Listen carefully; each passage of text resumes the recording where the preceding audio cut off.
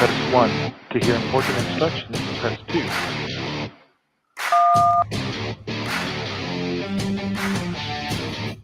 Your show will go live in 5 seconds. 4, 3, 2, 1. Blog Talk Radio. Hey, y'all, it's Tuesday night. It's April 5th, 2022. We are live at the Sports Attic here in Chicago, Illinois, in the United States of America, on the planet Earth. What universe is this? The WWE universe?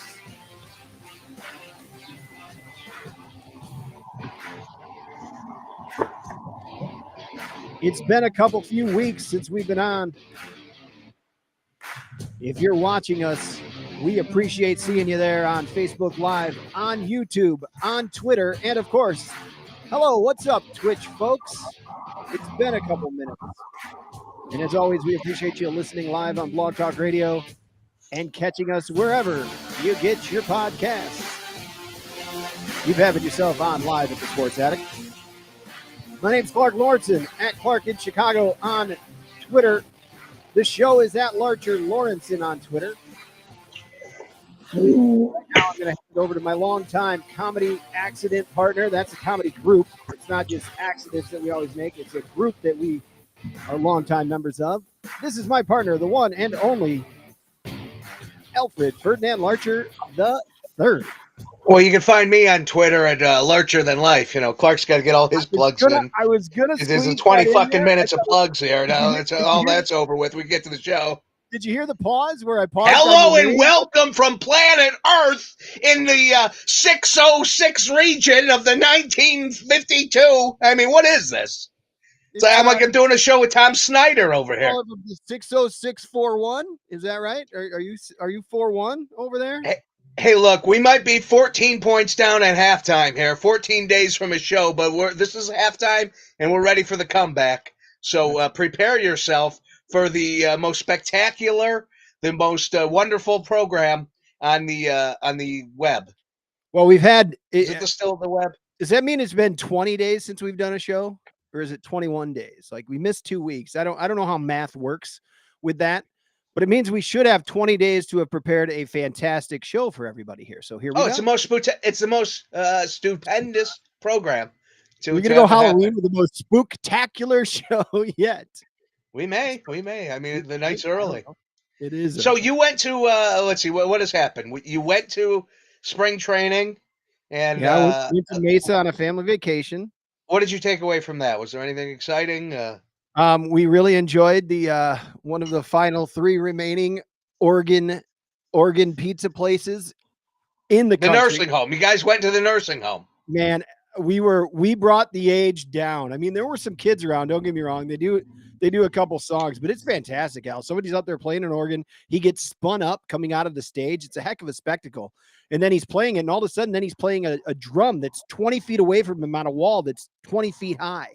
Then he's playing these other instruments that are over here, all from the Oregon Stop Pizza, Mesa, Arizona. The other 2, one is the suburbs here, and the other one's in Wisconsin.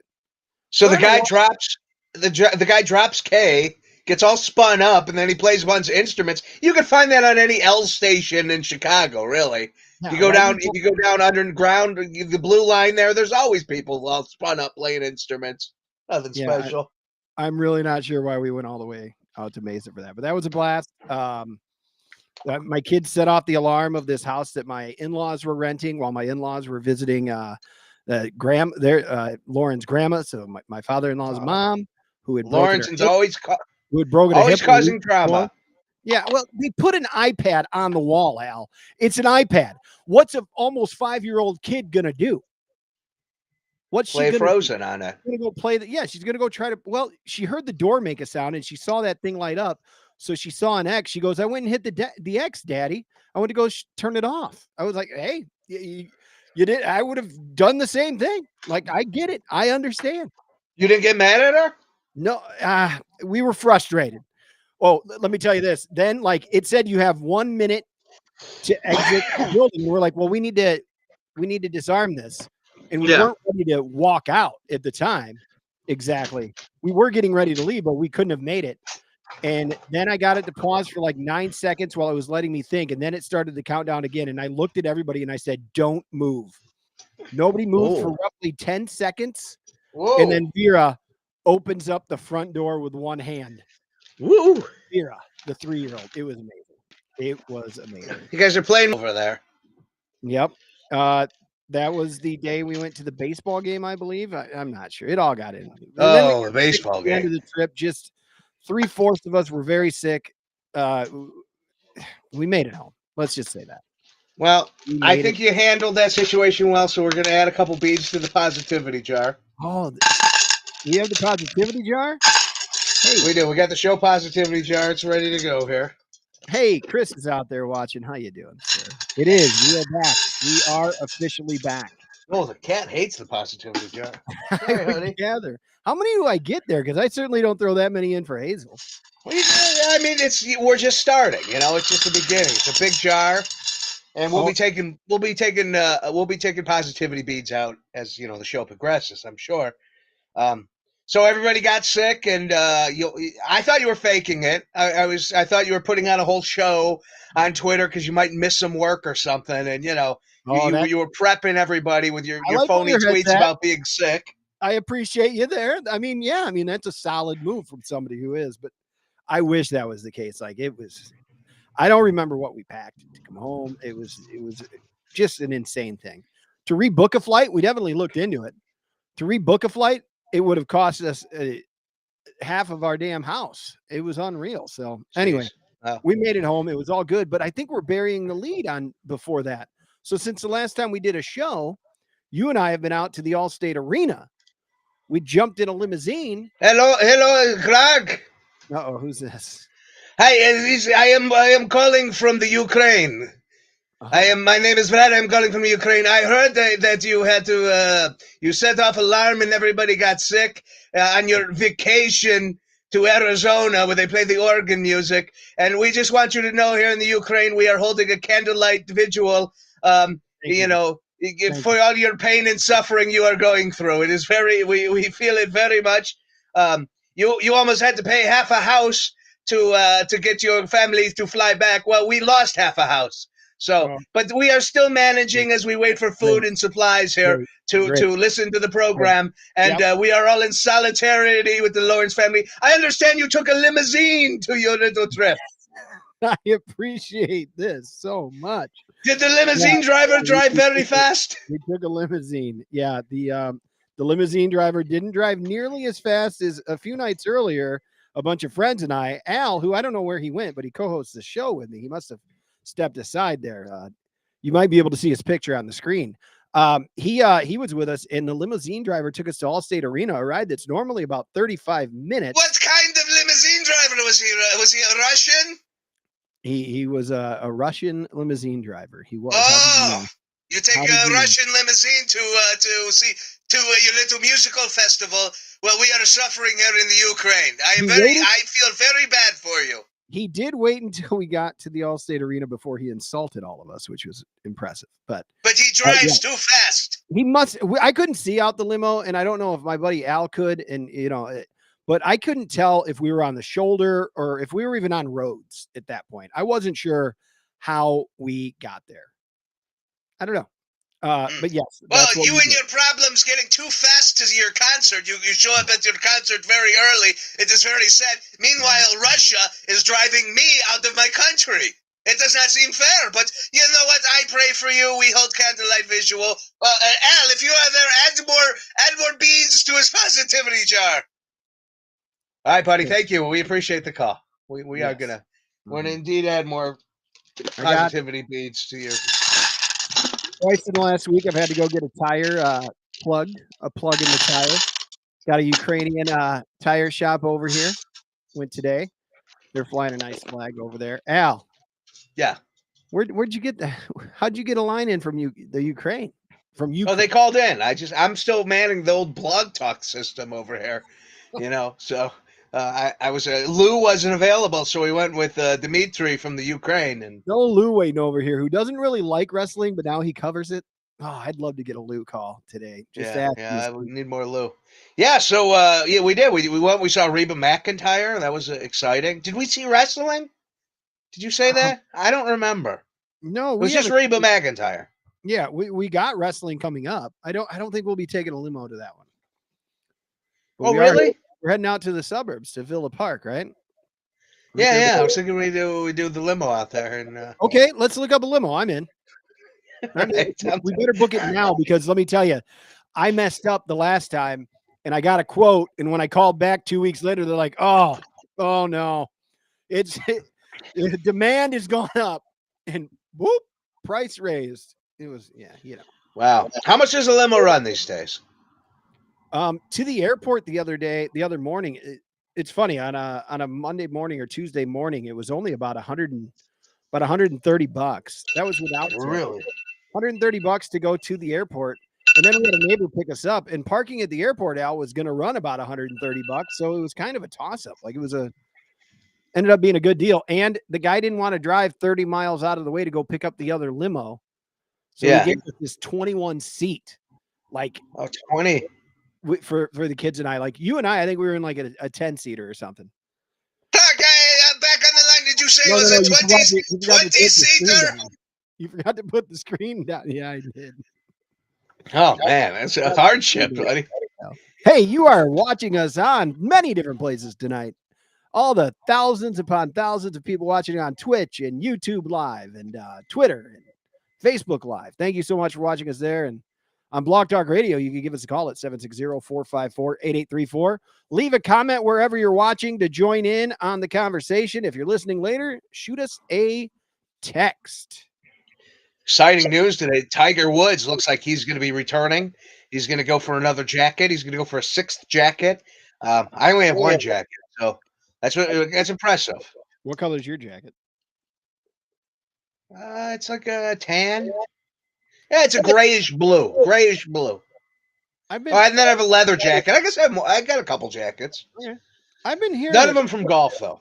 Okay, I've been hearing it quite a bit that the Tiger, they were thinking he was coming back, but the big concern is if he can walk 18 holes. Like I know he has back issues and whatnot, but what are you seeing? Everything's good to go there? Well, he claimed. I mean, the man says he can walk the 19 miles. I have a little. I'm not going to be gambling on him. I don't think I'm going to be placing much of a wager on him doing it. But you got to take it. He thinks he can. That sounds fun. I made a bet that the Cubs would make the playoffs. It was plus 650. It seems like a fool's bet, but this year, I mean, I think I don't know, like 40% of the league makes it. So I think there's a better chance than ever. So who knows? Really? Yeah. Other breaking news that just came through about an hour ago, Adrian Wojnarowski from over there at ESPN with not exactly a Woj bomb for the nationwide thing, but he's the basketball guy there. That Lonzo Ball experienced some discomfort today when he ramped things up, and he is likely going to be shelved for the rest of the season. So he's going the way of ankles. There it is, Al. That's they might be able to hold on and not get a play-in spot, but hell of a unique, fun season it's been. There's still hope. I'm not going to give up hope, but yeah, it's just that's where the Bulls season seems to be. Yeah, Lonzo could have been a big boost. Could have been a boost. Nick is wondering if Tiger wants to play the Masters in order to rekindle a fling with a local Augusta, Georgia Denny's waitress. Man, if Tiger thinks the Denny's waitresses are hot, he should get over to the Cracker Barrel. Oh boy. Yeah. What about the Waffle House, Al? I don't know. I don't go to Waffle Houses. I don't like waffles.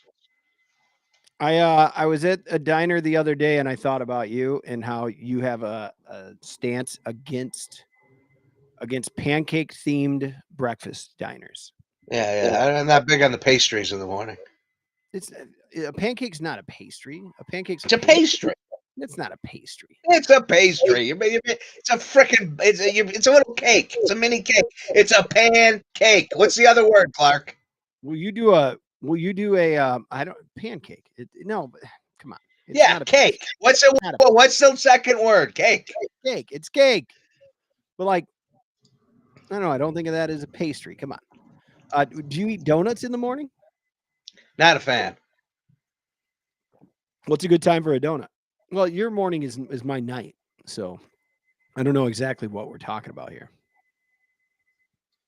A pastry is a dough or flour shortening in water used as a base covered in baked dishes such as pies. It's a pastry. Okay, fair. Good enough for me.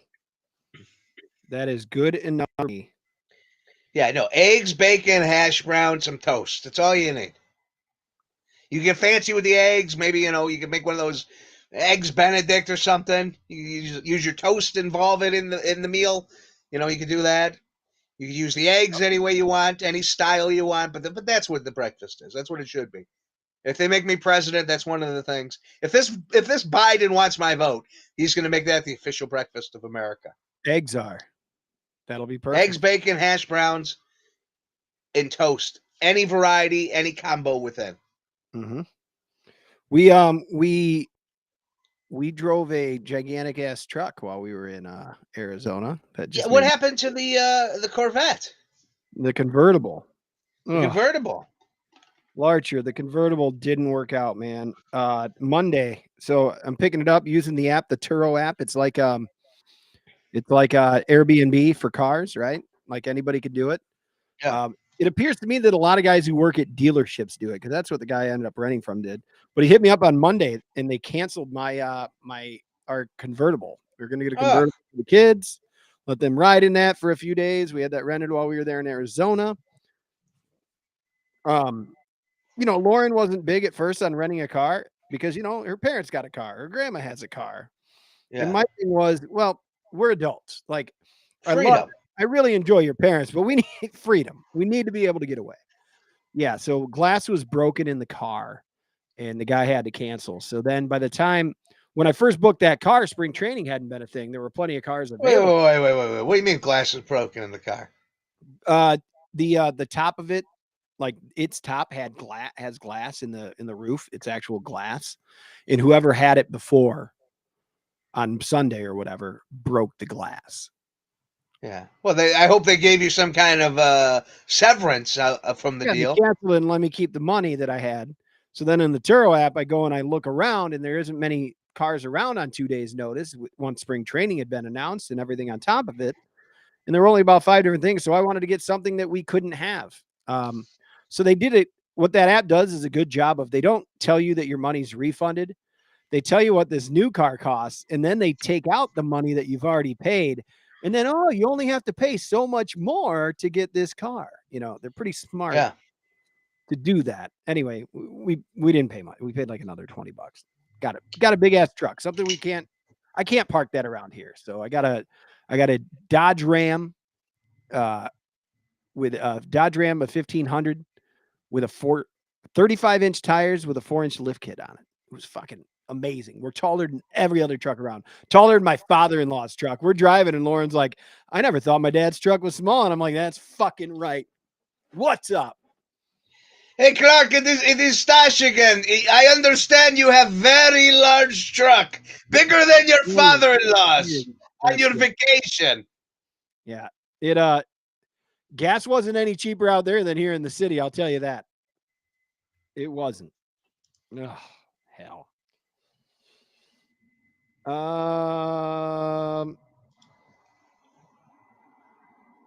Yeah, where are we at? Hello. Well, I mean, you got trucks, and you've been went to the circus. Reba McEntire was stunning. She stole the show. She was everything you hoped would be and more. She stole the fantastic. Show. Yeah, she stole the Reba McEntire concert. She stole the show from herself. She blew the opening act out of the water. The opening act was pretty good, but it was good. How about that? No, the misinformation, the fake news network from Clark. Gets to my house, before the limo gets there, and I'm like, guys, I've looked this up. There's no opening act. She starts by 8:05. She's done by 9:35. Boom, we're on our way out of there. What happened at 8:05, Al? Opening act. Opening fucking act. And this is CNN.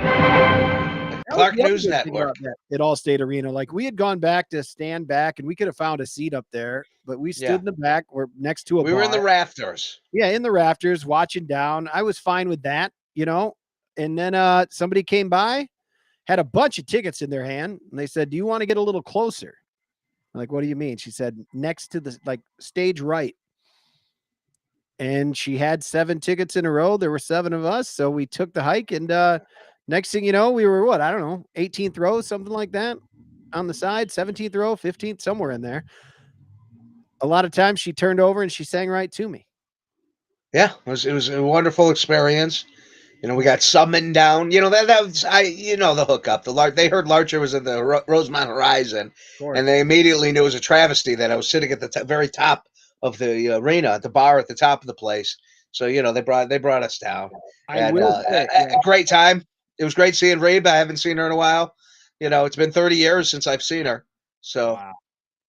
I must say that I have never sat that high with you at the Allstate Arena. Like, a lot of wrestling events we're at, we're like damn near ringside. So they made the right call. They really, they got it right by bringing us back down there. Well, I prefer the 110s in the Rosemont Horizon. I mean, that's where you got to sit. Like the 110, the 112, you don't want to get so far off like the 113, 14 where you're like on the side. You don't want that. You want right in the center, which I think it's like 108, 109. Those are the seats you want at the road, because you don't want to be on the floor either.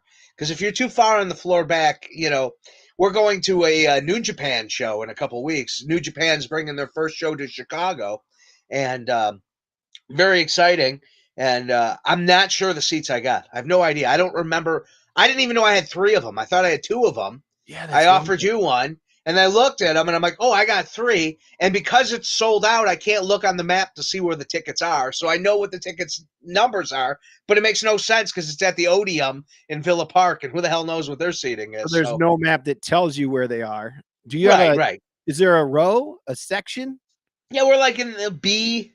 We got like the B section. Okay. So, but man, Ishii versus Minoru Suzuki. I've seen that in the G1 many times. That's a special match they're giving us. And then Will Ospreay taking on that idiot John Moxley. So gonna be a barrel of laughs the whole time. I'm excited for it. I'm ready. That venue, I've been there once with you for. Was that a Ring of Honor with New Japan? Like a lot of New Japan was there. I think Okada was there, right? No, Okada wasn't in Villa Park. Where did we see Okada? All In? Yeah, All In. Okay. Yeah. All right. Yeah. Yeah, the Ring of Honor ran shows there, and they would do partnerships with New Japan. But it was a lot of like the B guys, I saw Eugene Nagata there. Rowan Show. Yeah. Yo and Show. Yeah. They've since split. They're on opposite teams now. Are they? Both in singles condition. Damn. But no, I'm excited for that show. That's coming up on April 16th. Washington, D.C. ended up getting Okada on this tour. What's that? So, Washington, D.C., they're doing a show in D.C., and they're bringing Okada in for that one. Oh, yeah. Of course they are. Yep. He's not going to make that this time. The dude, Adam, our buddy's hyped for that NJPW show. That's great. That's good. What else did we miss, Al, in the last few weeks? Last week, I had Vera still under the weather. Hell, we got back to town Monday. Vera had to stay home from dance class. Tonight's dance class is canceled, in case anybody's wondering. The kids won't be coming running in during the show. Okay. There apparently was some sort of a plumbing issue, emergency contract. Our guess is plumbing on that, right? Like, don't you think plumbing? No, the dance instructor had a date or something. That's all it was. You think that? I'll ask Lauren if she'll email back and say, "Are you sure you didn't just have a fucking date or something?" No, you don't call it out, but that's an excuse you make. Podcast with singles and listeners. because I don't know these people. You know, I mean, I can make these accusations. We don't know who they are.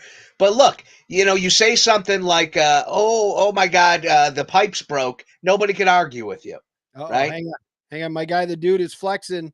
Just got home from the gym. What's up, dude? Dude, that's awesome. Get there. Get to the damn gym. Let's go. Well, I've been wanting to go to the gym. I have a gym about a half a block from my house, across the street. And it was 24 hours. Now suddenly it's not 24 hours anymore. And I drove by the other day, and it looks like the signs for the temporary hours are gone. So I'm assuming they might be back to the 24 hours. So if that's the case, then I am going to go ahead. Oh, go ahead. Yeah, I mean, if that's the case, then I am going to go sign up again. It's always tough to like walk through the door to ask that question.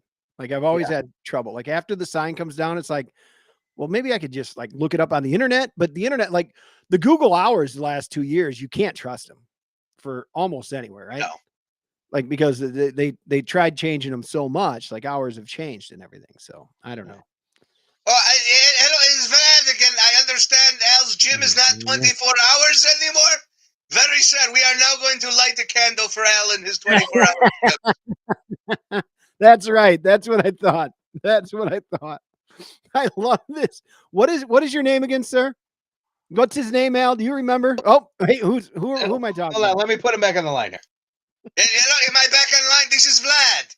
Yes, very much so. It's definitely Vlad. Hey, Vlad. Vlad, the Ukrainian. Very, very bad right now going on in my country. Very horrible things. But I listen to your program and I feel uplifted. I see all the problems you are going through in your life, and I can't help but feel better about my life. What problems have you seen us having here so far tonight? Well, you got the 24-hour gym is no longer the 24-hour gym. Your stretch limo is too big. The Russian driver, drive too fast. You set alarm off on luxury home you are staying in. Open door. Very scary times. Yes. And wow. Yes, Vlad. I hope things are well there for you. We are all thinking of you and pulling for you. Well, I'm hoping they come by maybe with some bread for us today. That would be nice.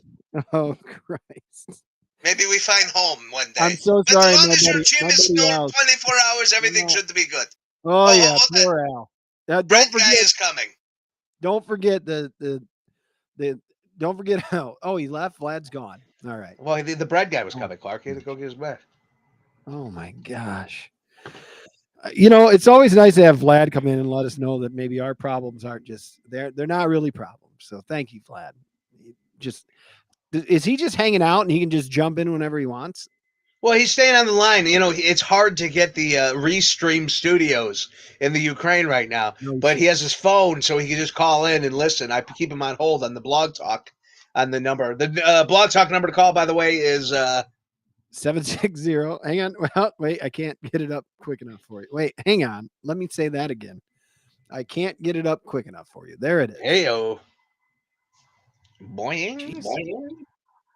Like sometimes I feel like I'm a 12-year-old with these jokes. I was having this discussion the other night with somebody. That's what she said. Jokes. They've had a crescendo. They're terrible, but now they're kind of like a joke that's a joke on itself. I don't know. I don't even understand it. That's what she said. There you go.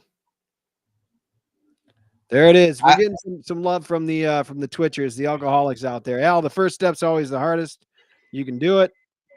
Doing a good job getting over there, Al. The dude is cooking potatoes and salad and salmon. Look at that. Oh, nice. Barbecue for Chris. We did fish sticks, Brussels sprouts, and the kids had macaroni and cheese tonight. I got some pizza sausage, pizza on a rope, they call it. And I got some mashed potatoes, and I got a big ass salad. That's probably going to be it for the day. Like that's from wake up to sleep, somewhere in there. It will be a mixture of those items. Okay. All right. Ah, hell. Parent-teacher conferences are going to be in person. No. Everybody's doing video now. Come on. Like, we're doing video. I don't know. I kind of like to see her classroom, I guess. Yeah. Beautiful. Tiny desks. You've seen it.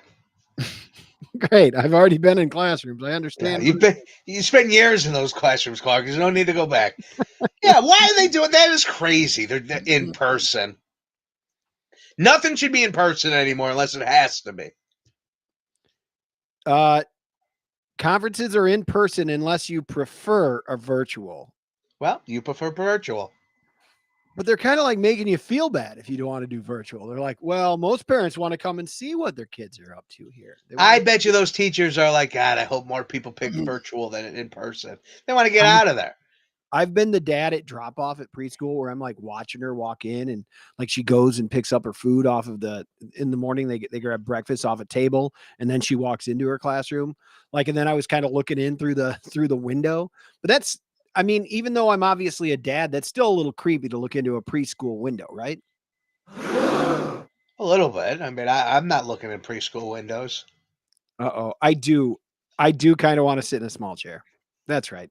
So you can do the bit where you get stuck on you? Is that what you want to do? Always. I'm going to do that. Get a laugh out of that? If nobody's ever done to the teacher, I'll be like, check this out. Yeah, it'll be perfect. It'll be perfect. Hey, join us over on Twitch. Watch us there.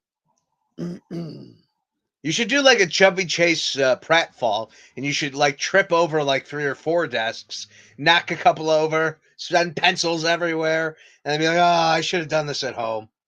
It's been a minute now, but like the dude bringing up, it's a lot easier to tell someone their kid sucks, you know? Like, wait, here's the thing. You mentioned do that bit where you fall over, but if I do that, she'll tell me that I am just like Hazel, because Hazel falls. Like she does. Like she plays so much, she spins up her knees and she falls. What she does is she rips her pants a lot, Al. Like for a while there, we were averaging about 2, maybe 3 every 2 weeks. 3 ripped pants every 2 weeks. And I think what it was there'd be a little hole in it from falling, and then she'd like rip it open with her hand. We tried to have talks about it, but yeah, she rips her pants quite a bit. Is that weird? Yeah. Yeah.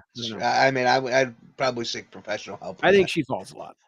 That's what I'm getting at. Well, I mean, she takes after her dad. You know, it happens. Hey, what grade is she in? What grade is she in? Yeah, she's in pre-K, so she's not. What the hell are they having conferences about? Well, maybe it's that you took your kid out to go to Arizona for 5 days. Well, I mean, that's basically professional babysitting at that grade. I mean, there is absolutely zero reason for people in pre. Let's remember that word. It's like pancakes. As a preschool. I'm with you. I get it, and I understand that. But as a parent with a pre-K kid, I do want to talk to the teacher a bit. I want to see what is she? Well, let's role play. Here. Clark, she's in the right place developmentally. All right, I'll be the teacher. Now, okay. You have this is going to be perfect. I know how great you are, knowing what a pre-K teacher does and asks. Go ahead. Mm-hmm. Clark, it's a pleasure. It's a pleasure you came in today. Your daughter has been a pleasure to have in class. Thank you, Mrs. Rodriguez. Thank you. Yeah, you're welcome. A little chatty at times. You know, sometimes she talks a little much, but overall, you know, she's very pleasant, very social. She's really working in it with the other kids, running cons, running scams. You know, selling things on the side. It's good. And but we did notice one problem with her. When we do the arts and crafts, sometimes she purposely gets the glue on her hands so she could peel it off. And we're a little concerned with this. So maybe you can have a talk with her, the proper way to use tools, because glue is a tool, you know? I don't think that's a concern, Mrs. Rodriguez. Well, wait, it's Mrs. Avila Rodriguez. I don't think that it's I don't think that's a concern. Yeah, I mean a little bit. We worry when the kids like to put the glue on their hands. Another issue is we had a not worried about like the typical scams and selling things to other kids. no, that just shows she's social and she understands the world. Perfect. We did it. We only have 5 minutes here. And then I got more kids, you know. Great. It's 15 We minutes. had a little spelling bee, and she did have a problem spelling Al. You know, that was an issue. So I think, you know, clearly that's a dad issue. So if maybe you could take a little more time letting her know the proper order for the way to spell Al. I would say she figured it out pretty quickly, Al, because like in her name and in her mom's name, A comes after the L, so it makes sense. And then in her name, Hazel, well, the A does come a little ways before the L. It can be confusing for somebody of that age. Well, we think in her development, Clark, that, you know, maybe you shouldn't argue with the preschool professionals. I had to go through a lot of schooling to become a preschool teacher. Yeah. And we find in the child development that not being able to spell Al, regardless of how you shouldn't make excuses for her, is what I'm getting at. So you're making excuses for your child right now. So these are just things you're going to work on. Do you have any questions for me? Yes. Do you find that developmentally Hazel's where she should be we're 19 days out from her 5th birthday? Well, do you think that she's developmentally in the right place? Given the fact I'm a preschool teacher and I actually don't have any kids of my own and I just, you know, teach preschool, I would say yes. I say that about all the kids, unless they're banging their heads on the wall. Yeah. Okay, that's good. How is she with others? Does she share? Well, much like her father, she doesn't listen really well because I already said that you know, she's socially perfect. You know, she talks a little too much at times, and she's running ruses and schemes on the side. So. Well, Hazel's preschool teacher, I did catch that. I just wanted to make sure that that she gets along with people, that she doesn't push other kids, that other kids aren't pushing her. Does she argue with others? Is she cliquey? Does she go outside of her circle? Does she try to talk to other children? I'm going to be honest with you, sir. Nobody asks us many questions. It's usually thank you, and then, you know, they give us a gift, they slip us a little bribe, and they're on their way. Well, you're lucky that Mrs. Lawrenson isn't here. She would have had a thing or two. She would have had 20 other questions for you. Just wanted to let you know, which is good. Okay. It's good. Wow. Yeah. Well, all right then. Hey, go ahead. Do you think it's too soon to move her into the purples? What are the purples? Well, we're thinking about adding the color purple to the lesson plan, and we wanted to get feedback from the parents if they thought that was appropriate or not. She's down with purple. You know that. Like she draws in purple. She can make the rainbow. She draws. We don't talk politics here. She can draw her friends. She can draw her friends. She can draw me. She can write my name if I just write it somewhere, and then she looks at it and she can draw it too. She's doing great. Good. Well, it sounds like you've answered all your own questions. So yeah, it's gonna be fine. It's gonna be fine. Hey, the CJ's over there in the chat. How you doing? I wonder if you watched WrestleMania. Did the dude watch WrestleMania? Did you watch WrestleMania, Al? I did, and it was the most stupendous WrestleMania. You know, I went to WrestleMania 8. This was WrestleMania 38. So it's 30 years later. My plan was actually to go to Dallas and be at this WrestleMania. But you have this friend, Andrew, who's such a negative Nelly that he was so down on this damn thing. I never got excited for it. So I never booked the trip. I never made it happen. So I sat at home and I watched it. And it turns out it's one of the best WrestleManias ever. I thought everything hit. Everything was fun. One of the best ever. One of the best ever, yeah. For sure, top 10 WrestleMania. So recency bias. No, I don't think it's recency bias. Okay. Well, then you got to go back and you have to watch the other 37 now, Al. Which I have. Do it like this, like now. Like in the last 3 months. You've watched them all. Last hour. I got them all down. Okay. Yeah. This reminds me a bit of a halftime show conversation that we once had. No, because you haven't watched every because you haven't halftime watched show. every- You don't haven't watched remember every them. WrestleMania within the I last- have watched every WrestleMania. Since- I had since the you- WrestleMania box set when it was And only I've 13 seen VHS I have tapes. seen every halftime show in my life. I have. Have you been to any? Huh? Have you been to any? No, but I saw Jinder Mahal win the world title. I've been to 3 WrestleManias. I have the points of view to speak from, Clark. Unlike you with halftime shows. Please. I watched them all. I had them all on VHS at one time as well. I had the whole thing. Sure. What I don't hinder the gender. This is coming from me, and I didn't get to see every match. I saw probably 75% now that I'm looking at it of the show. Today I tried to catch up as quick as I could. I did fast forward through Drew and Happy. I watched The Miz and Logan Paul, and I didn't get a chance to see Bianca and Becky yet, and I really want to. So you missed the match of the night. No.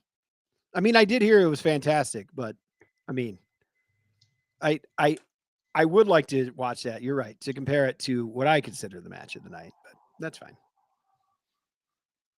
I mean, I think the whole show might have been stolen by the 5th match of night 1.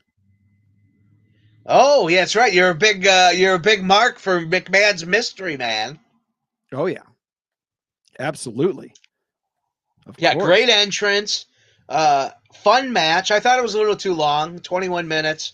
I thought they overindulged a little bit, which is the history of Mr. Cody Rhodes. You know, he's got a little bit of the Triple H-itis, where you like to take matches a little too slow and a little too long, thinking you're telling this stupendous story, when in reality you're just drawing something out. Yeah, I thought it was good. It was a lot of fun. Cody looks good. I think it might have been the best wrestling match that I saw on the night. Well, Bianca Belair and Becky Lynch. I heard that was amazing. Was that great? It was good. Yeah, that's awesome. That's good. I mean, did you want to quickly try to go through the card a little bit here? Well, I don't do pre-shows, so we can skip the pre-shows. And I actually missed the first. I don't think there were any pre-shows. Well, that's true. There were no matches because it's 2 nights.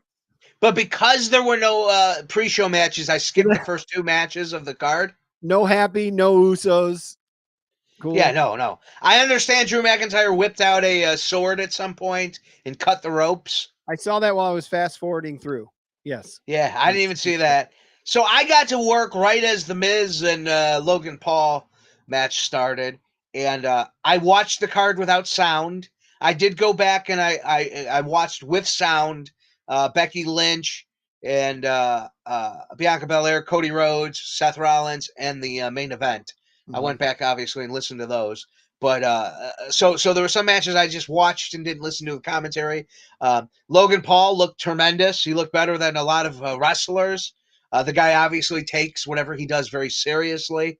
And I know people don't know who he is. I don't know who he is. You know, I'm at the age where Logan Paul doesn't mean anything to me, but he is one of the most popular YouTubers. And the dude is just an athlete, and he puts his all in whatever he does. And I got to give the kid credit for his career, both in his boxing and his YouTubing and his professional wrestling and his filming and in his comedy and whatever else the kid is doing. He did really well here, and he looked good out there. Hell, he looked better than Dominic Mysterio, who's sucked for well over 2 years now. Wow. Yeah. It was an entertaining match. He looked great. I turned it on because I heard about the turn, and I thought the turn was happening during the match or something, but the Miz at the end dropped him. Do you think they're going to keep him? They're going to try to bring him back for a match with the Miz? Was that a setup, or was that just a one-timer? Like I think anytime Logan Paul wants to do some work with WWE, they're going to be more than willing to open that door. I think they're going to have to pay him a lot, because doesn't he get paid a shit ton for those little boxing exhibitions he does? I don't know. The boxing wrestling shows he does, or whatever they are. He may just see this as a way of promotion. You know, I don't know. I don't know what he gets paid. That's good. That's good. That's a fair question. Wow, that's a great point. The dude, I despise Logan Paul, and I wouldn't hate seeing him show up more often. Now, what I want to happen is I really want Dominic Mysterio to beat his old man down and take his mask and then start wearing the mask. Oh, yeah. Why didn't that turn happen? That'd be interesting, right? I've been waiting for it for years. Like I know they've always seemed to kind of cater to what Dominic can do in the matches he's been in. Does he have anything? I mean, he's not his dad, right? Like he's not even close, right? Well, his 619 looks terrible. Like, I mean, come up with a new move if you can't do it. If you don't have the body type to do it, you just can't pull it off. I mean, Logan Paul, something tells me whatever moves Logan Paul was doing, the dude was practicing every night to get it to master it. Where Dominic, I would be every night practicing that 619, doing my little spin-a-rooney thing and making my father's moves flawless. But say what that you doesn't want about Logan Paul, but he did appear to be prepared for a WrestleMania match. Prepared as much as he ever could. All right. Correct. Can you tell me thank you. What you enjoyed, why you consider this match of the night? The WWE Raw Women's Championship match between the champion Becky Lynch and the challenger Bianca Belair. Well, first off, I mean, both entrances had a main event feel to them. When Becky Lynch walked out, again, I had this on at the bar, and there was a group of older people who obviously wouldn't be watching WrestleMania otherwise. And, they were drawn in by seeing that massive stadium and all those people. Sure. And, Becky Lynch walking down that I love the thin rampway. The entranceway was it was perfect. They made it just right. Wide enough for an ATV if you needed to, though. Right. Thank you. She makes her way down. She's got the new haircut. She looks cyberpunk. She looks like something out of a video game. And, she gets to the ring. She's looking all badass. And then, all of a sudden the marching band comes out. And, these guys, the people are shaking their ass. People are playing trumpets and, drums are being smashed. And all of a sudden from the back, Bianca Belair comes on. She starts whipping her hair around. And the band everybody's happy. The place is going excited. And, you want something here. You want to see this woman beat that woman standing in the ring, the bad guy. You want to see the good guy beat the bad guy, and it's an emotional investment, and that's when wrestling works at its best, with this big, extravagant entrance, and the women gave their all. They put on a legit match going 19 minutes, and at the end, the right person wins. Bianca Belair defeats Becky Lynch by pinfall, and you have this emotional moment of a title being won at WrestleMania by Bianca Belair. So it was great. It was great. It was just a perfect presentation and delivery. I'm excited. I stopped right before that match to come and do this show. So I'm excited to watch that. Thank you. That's great. Well, I just think you're sexist. You don't, you have all the Sky talk, but then when it gets right down to it, you skip the women's matches and, yep, I did. I skipped actually, hang on. Let me look real quick. No, did you watch Flair? I didn't watch RK Bro. I didn't watch those. I didn't watch Bobby Lashley and Amos. I did see Knoxville and Zayn. But so it wasn't just the women's matches that I didn't watch. I didn't watch Sheamus. But did you watch any women's matches? I guess I did. I did watch Sheamus against the New Day, or at least I saw the entry. I wanted to see them in that. What's that? So you watched 0 women's matches? No, I watched the Fatal 4-Way for the women's championship. You did not. When Naomi and Sasha won. Yeah, I did. Sasha came in. She drove the car up for their entrance. What's his name? Carmella's boyfriend was real pissed and concerned at the end for Carmella. Yeah, I watched. Yeah. All right. Very good. Yeah, I did. That's the test. So then Rollins came out. This is the one that I was watching in the car on my way home from my wife's friends, hanging with them now. Yeah. I played the sound through the car speakers, and my wife goes, "Oh, you're gonna play it through the car speakers?" I was like, "Yeah, I am. We're gonna play it through there." I go, "I'm pretty positive it's Cody, but there's a small chance they're gonna swerve us." And sure enough, Wrestling only has one family. Wrestling only has one family, and it was Cody Rhodes, the Nightmare Cody Rhodes. Al, it was not any other version of Cody that you've seen, not the NXT one, not the guy who turned into Stardust. It wasn't Stardust. Oh. It was the Nightmare Cody Rhodes. Yeah, he rose. He rose like a god from the depths below, As he and does. slowly emerged up and got 70,000 plus people cheering. He left the minor leagues and went to the big times, and it showed with that mass pop. And he took about an hour to get to the ring. He had some cool American flag stuff on, and he went up against somebody who's just unlikable in Seth Rollins, but we all know is a good wrestler and respect. And they put on a decent match. It dragged at times for me, but overall, I thought it was pretty good. It was the best match that I have seen, that I saw in all of WrestleMania. Of all the matches that I watched, it was the best one that I saw. Now, I put this somewhere. The storytelling was phenomenal. The character that Cody, what Cody's been able to do outside of it, I buy into the story. I didn't think I would. I haven't been that interested in going to watch WrestleMania as a whole. And then to see like, hey, he did exactly what he set out to do 6 years ago. It happened. Yeah. And he's telling that story. He went and he was able to hone his character in AEW, which, I mean, for this to be his character in WWE, that's a huge rub, I think, for AEW to say exactly like, oh, Vince didn't come in and put his stamp on this. Like, it's the same guy that he was the last match, which was another great match. His last two matches have been phenomenal. That title match that he had with Sammy was a hell of a match, and this match was just as great. Look at it. Look at this. I love the AEW stands. They can't go a minute without like trying to say how great AEW is. No, Beautiful. I don't. Way to crowbar that into the WrestleMania, Doc. I don't think AEW is that great. I just think that two of my favorite matches of the last year, so far, like of the last year, have been Cody Rhodes matches, and I'm not a big Cody Rhodes guy.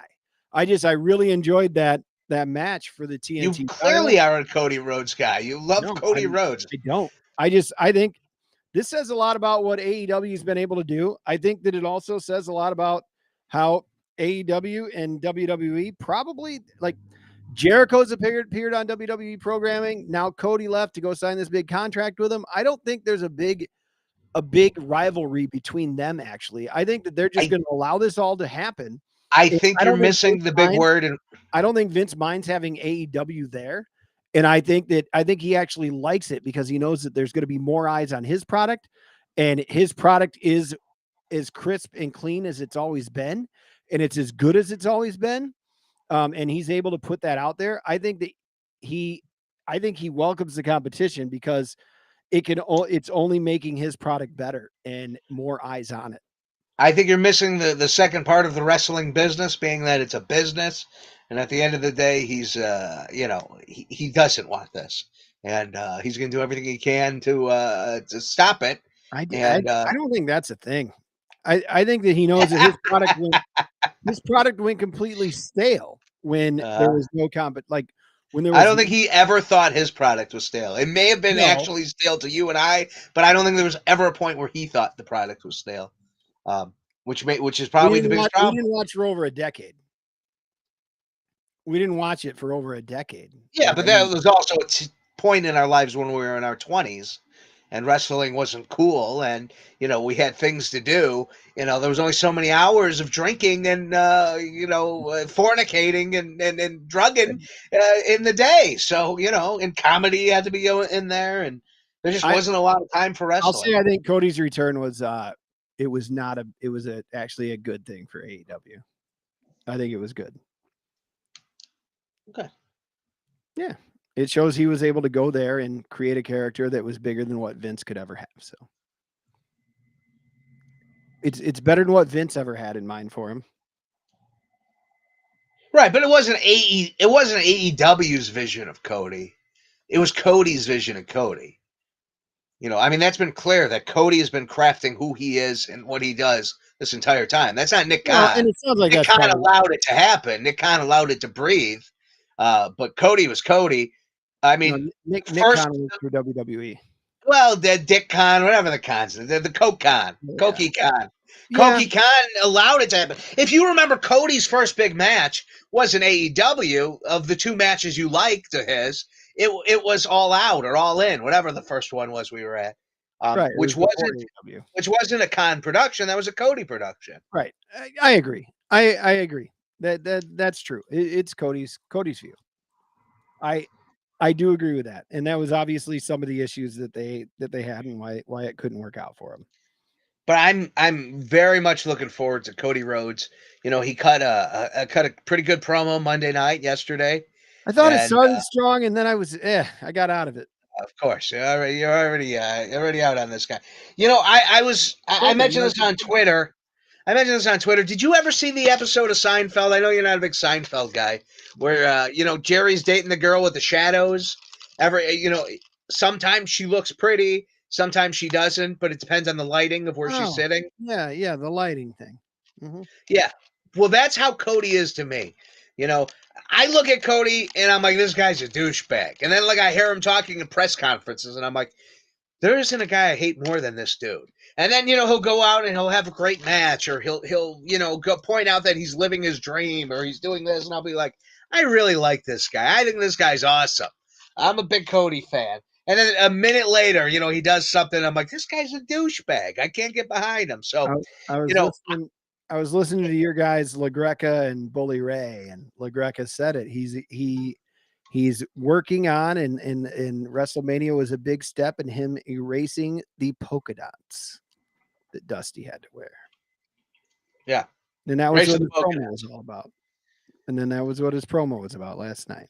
But I'm just saying, he's a very unlikable person who sometimes tells stories that make him likable. Is he going to be good enough to get the match? Is he going to get a world title? Is he that good? I don't know if that's who this character is. Oh, I think it has to be. That's what he is. That's what he's built it as, right? Yeah, well, I mean, you just got to tell a story to get there, and I think he could tell that story. But again, if Brock Lesnar couldn't win that match the other night over Roman Reigns, then how the hell is Cody going to beat him? That's what I want to know. How can you honestly tell me that Cody can win that?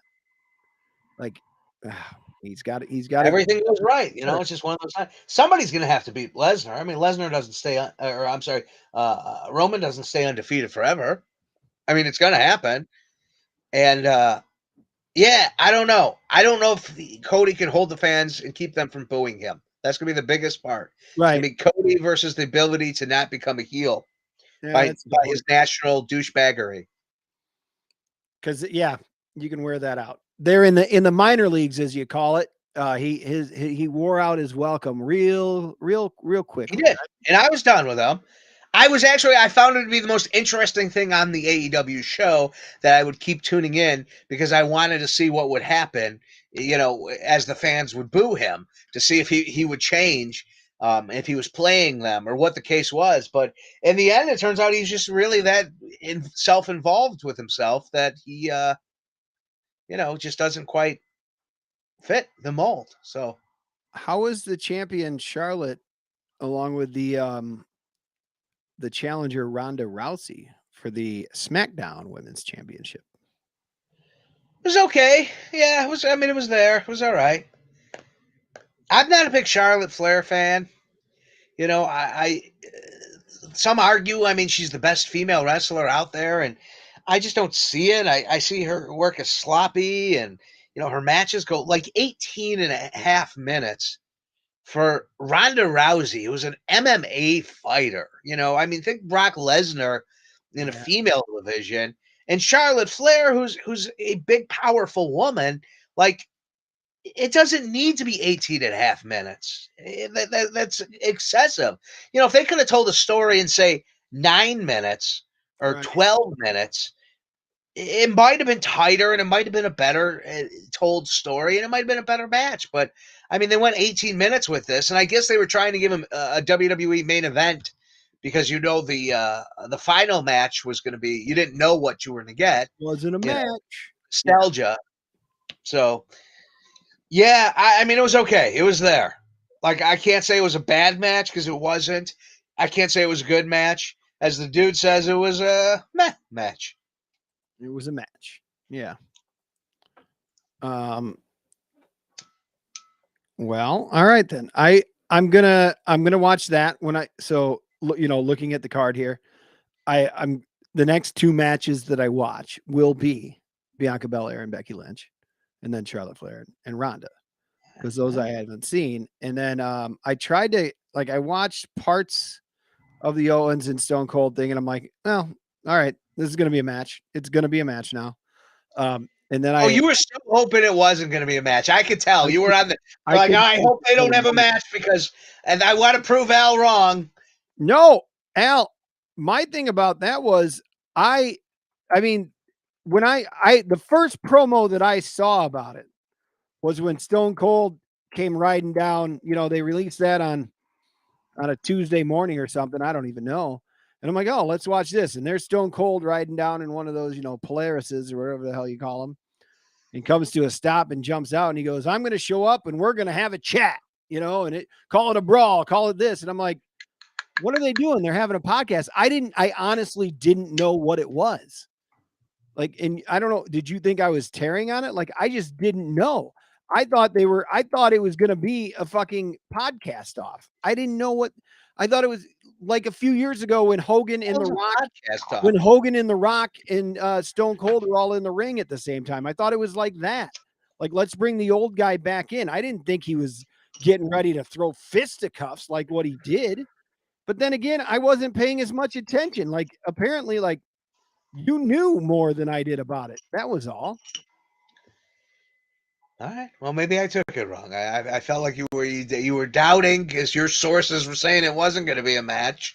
No, I had no sources. I didn't know what the fuck it was. You have sources. I mean, even if you're not watching, you have sources. You listen to your Taz's and your Del Grecos. I haven't listened to him, and I listened to them more the last weekend because it's WrestleMania weekend than I have in months.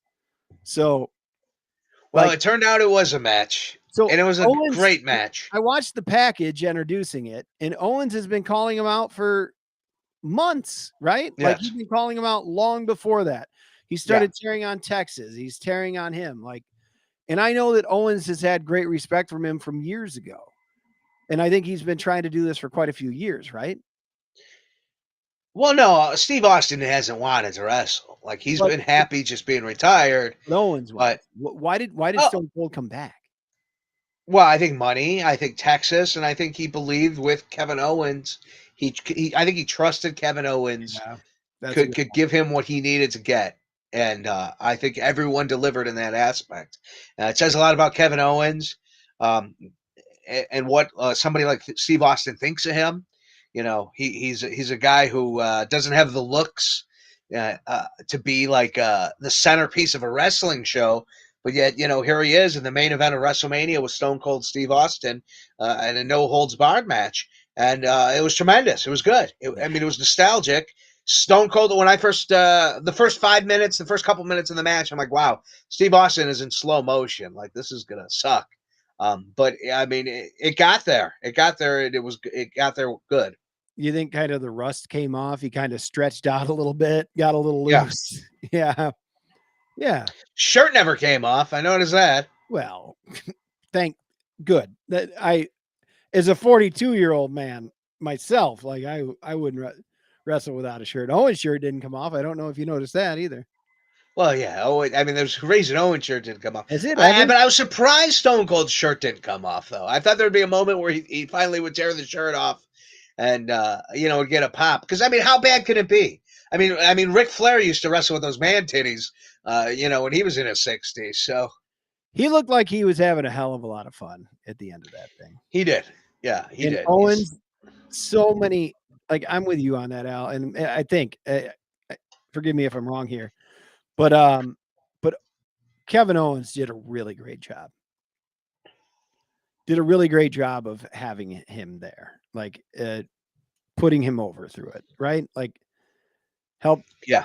to carry the old fella. Breaking news from Fox News. Teen Idol dead at 79. Bobby Randall, 60s Teen Idol, Bye Bye Birdie, gone. Oh, wow. I have no idea what that is. Never seen that. I thought it was funny, the former Teen Idol. The guy's 79 years old. Teen Idol dead at 79. I mean, but so if he's 79, then like the 59-year-olds out there are like, oh, I loved him when I was a kid. Yeah. We should probably check on our parents at this The point. dude says it. He never got to go out on his terms. Not the Teen Idol. We're talking about Stone Cold. So Right. I think this was a fun way to put a stamp on his 19-year career later at home. That's probably what the sell was, and that's probably what. Well, hell, I'll do that. God damn it! Don't call it a match. You said that, Al, and that hit me. I know you thought I was playing it wrong, but that's what you told me a few days before. You said Stone Cold hasn't wanted to call it a match in case it turns out to be Undertaker and HBK in Saudi Arabia or whatever went really shitty over there, right? Or the day of the night, the day of the show, he can't go. Or 3 minutes into the match, he blows his knee out or something. Right. They wanted to undersell and over-deliver, and that's what they did. Yep. And that was the story of this WrestleMania. Look, a lot of people weren't into this WrestleMania going into it.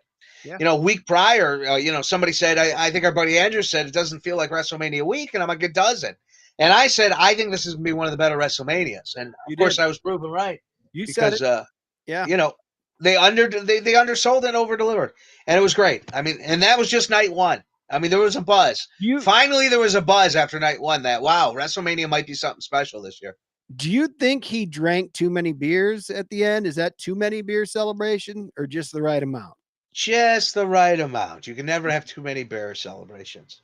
Do you think that what's his name? It's not Byron Saxton. Like that must have been one of the greatest moments of his career to go up there to get stunned. Yeah. I think getting stunned by Stone Cold in the ring in a celebration is an amazing moment. That is. And that was it was a callback. It was a callback to a couple of years ago with the pandemic WrestleMania. Oh, that's right. Yep. Yeah, that's right. I think it might have been a Raw or something, but it was an empty arena pandemic episode where they brought in Stone Cold Steve Austin, and he stunned Byron Saxton a couple times. And poor Byron Saxton didn't learn his lesson. You don't go into the ring and drink beer with Stone Cold Steve Austin unless you're his brother. The play-by-play guy with him does he have a Sirius XM show that I was catching today? The play-by-play possibly. Guy? He said that soon after that he looked right at him and he goes, "Come to the ring, Stone Cold." And this guy doesn't drink. Yeah. And he goes, "Am I going to have to say no to a beer?" And the whole crowd is, I'm going to get booed by 77,000 people because I am the heel for saying no. And all of this ran through his mind. Stone Cold's brother was right behind him. He was looking at his brother. And that's when his brother got in the ring with him. But that's awesome. He said that the Byron thing wasn't known. Like Byron didn't know it until Stone Cold looked at him. And then he said, "All right," and went in for that. So that's pretty cool. Wow. A little improvising. Yeah, it was cool. It was funny. Then, Stone Cold's brother comes in the ring. And then, he has a drink with his brother, and he gives his brother a look like maybe he's going to stun the brother, which would have been hilarious either way. Great. I wish they'd have practiced that. That'd have been fun. But yeah, that's awesome. Yeah, it was fun. I felt like I was 22 years old, Al. And before we get to night two, let's talk a minute about the Hall of Fame. Oh, absolutely. I watched the Hall of Fame at work without the sound, which is pretty much meaningless. Yeah. It's just guys standing around and then the Undertaker giving a speech, a corporate speech. But I went home and watched it in its entirety, and it was good. You had the creepy Vader family. They came out, and then you had the Steiners. I thought the kid did a really good job, Al. I thought Vader's kid was great. He was all right. I didn't know that he wrestled. He was in NXT for a minute. Yeah. He Holy never went shit. anywhere, but he Yeah, was. right. But still, okay. But I don't know. But go ahead. You can keep rolling. And the Steiners, I thought the Steiners did a nice short one. I did too. I thought Rick. I liked Rick a lot. Yeah, Rick was funny, and then Charmel. I mean that it was a very nice short, pithy, pithy Yep. speech. But Yep. then it got to the Undertaker, and Wait, hang on. I, What'd you think of the Shad? That one hit me. oh yeah, That was yeah, it tough. was sad. It was yeah. But It yeah, was sad with the it kid, was. but You- I with know. Diane Warrior out there, it's just easy to fast forward. Well, yeah, I get that. I'm happy that Shad got his moment, but you've always said to me that the first Warrior award that the Warrior was planning was to be for like the guy setting up the ring. Yeah, yeah. The He guy wanted behind like the scenes, the trainer, this guy and that guy. But it's all now it goes to stories only. Like it they goes can to have like the stories, but sentimental. I do want that award to help the folks that work behind the scenes, right? Like I don't know. Yeah, at this point, make it the Howard Finkel Award and give it to Yeah, the staff. that's a good You point. know, Yeah, whether it be a referee or the seamstress who like the Undertaker talked up. okay. Yeah. So now on to Undertaker. I'm sorry, I didn't mean to cut you. So I was watching the Undertaker thing from work, and like everybody seemed to like it, but one guy disliked it. So I hit him up. I'm like, hey man, why are you saying this is bad? Because I can't picture not liking a Hall of Fame speech, regardless. So you're watching and you see somebody on Twitter or on social Yeah. saying, "Oh, what the shit's going on here?" One of those fantasy wrestlers I'm involved with, and he was down on it, and he's like, he's like, hey, I wanted a speech that was more from the heart, and what Undertaker did felt like a corporate speech, like he gave his 5 keys to success. He's the Undertaker. Uh, He's Paul, and like he. Oh. And yeah, you know what? I argued with the guy for a bit, and I'm like, well, I'm arguing with you, but I haven't watched it. And I went home and I watched it, and although I disagreed with the fact that he disliked it, I enjoyed what he did. I understood what his gripe was and what he was saying. I wish it was more of a Ric Flair type speech where the guy goes up there and he just rambles on about all the people he's worked with. He tells stories, he shares some laughs. And when you think about it, he really didn't talk much about any of the other wrestlers. He very briefly told stories, but it very much was like a NFL Hall of Fame speech, or like you hire the Undertaker to give a speech at a corporate event. Here are the keys to success. And I thought that was prevalent, and that was a fair criticism. The stylistic nature of his speech was very well produced. It was very written. And he obviously took some like corporate training on speaking, because I don't think he's naturally a charismatic dude. Like, the Undertaker never had to be charismatic. He just had to put makeup on and grunt a little bit. It's like the Ed Wood, fuck about, where he's yelling about the monster. It's not like he's the been guy out who has to there play Frankenstein versus the guy who has to play Dracula. right. Like you'll see videos of Mark Marrow now out there doing inspirational speeches where he has the headset on like that and he's walking on stages. And that's kind of what Undertaker did, but it's not like he's been practicing that. That's a great point, Al. It's not like he's been doing that for 10 years out there talking like that and walking around the stage. I did like that they used that as a device for him, though. I felt like it worked really well.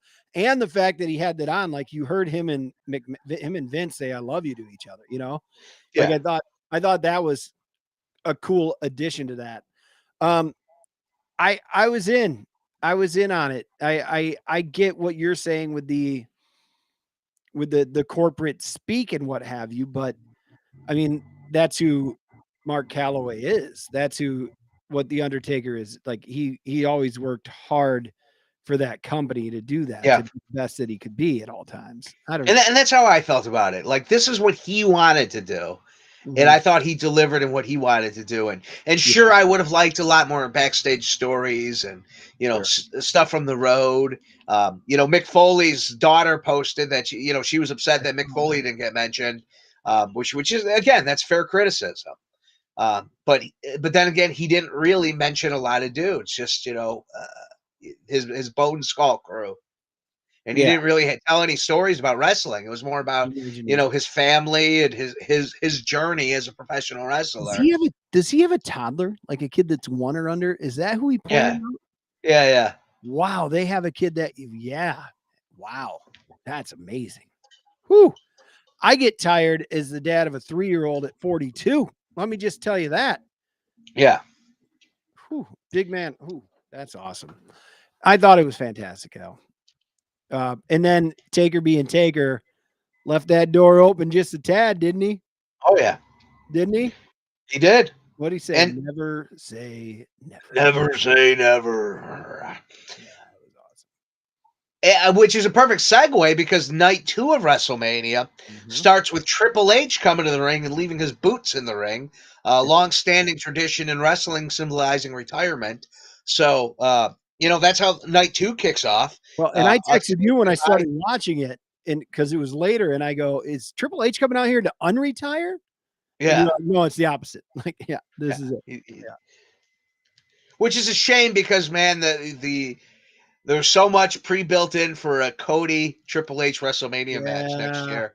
The timing. Yeah. I mean, H can't go. Like, never say never. Yeah, true. I mean, it's probably not a good idea. It's probably not going to happen. But I mean, still knowing that Stone Cold came out and did what he did, like I didn't want him to do that. Like, I don't know. I obviously have gotten old.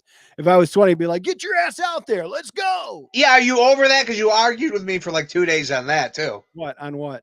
You're like, I don't want to see Stone Cold wrestle. Oh, he's too old. I don't want him to get hurt. I worry about him.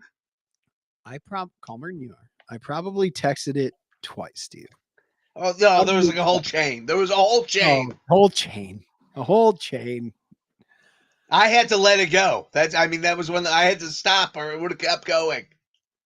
Elsa let it go as well. Because neither of us can not have the last word. That's things can go on for hours. I'm trying to sleep here. Al. Yeah, I thought he was great. It was nice to see that. Very nice to see that. Yeah. So do we wipe off the first 2 matches then now, or can we? No. This one I had. So my plan was to wake up at 5 every day. The next couple days. Wake up before 5. Wake up about 3 or 4, so I could do shopping, do that kind of stuff. And I wanted to get to my noodle place. I wanted to get to Chicago Ramen, but I woke up at 7 o'clock. I don't know. All my save fails. I thought I was. Wait, which night did you wake up at 7? I'm mixing up the nights because. Yeah, that was Monday because I woke up and Ross started. Oh, you woke up for Ross. Yeah, fair. Yeah. So yesterday was the night everything scred up because I thought I took. If you slept until 7 yesterday, you needed that sleep. So. Yeah, I took a sleeping pill so I could get 8 hours. And I set an alarm right at the 8-hour mark, which would have been like 4 o'clock. And I woke up and it was one of those where you're laying in bed and you're like, man, I really feel awake. Like I got all the sleep I need and the alarm isn't even going off yet. I'm early. And the last time I looked at the clock, it was a half an hour before the alarm went off. And I look again and it says 7. And I'm like, no fucking way. My whole day is ruined. So, but the day of WrestleMania, I got zero sleep. Right. I think that's fine that you got that extra sleep and you didn't get the other things done. Just so you know that. I think the sleep, like sometimes you got to be able to say, all right, yeah, I slept in, but at that point, like I needed that sleep, especially since you're saying now the night before for WrestleMania night 2. Zero sleep. Yeah. Yeah. I couldn't go to the ramen place because I didn't have enough sleep. Because Chicago Ramen in Des Plaines? It's about a half an hour drive, the Chicago Ramen in Des Plaines, but it's worth it. But when you don't sleep, sometimes you get a little, like your reflexes get really bad. You're practically drunk. That's where I was.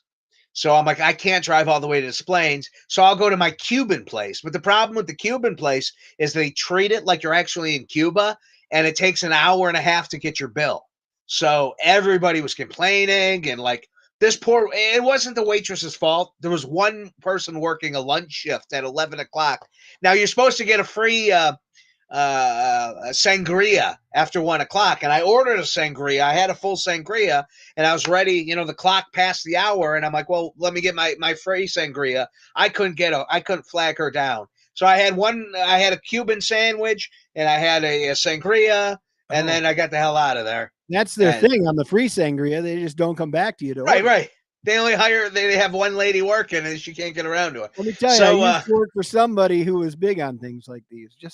Yeah, smart business. So I go home, and I'm like, well, there's no way I'm going to enjoy WrestleMania. I'm going to be sleeping through this whole entire thing. And look, it managed to start, and I stayed with it all the way through the end. I ended up not sleeping. So nice. So you watched live RK Bro against the Street Profits? Yeah, good solid match. I love Randy Orton and Riddle together. And Alpha Academy, sorry. Yep. The Alpha Academy, a shush. Thank you. Shush. I love those guys. I think Chad Gable is on fire right now, and he's a lot of fun. And he is the Street Gable again. Oh, he's just Gable. I don't know. Who cares? You guys, AEW people get so hung up with names. No, is he Shorty Gable or is he's not Shorty G? Okay, that was really regretful.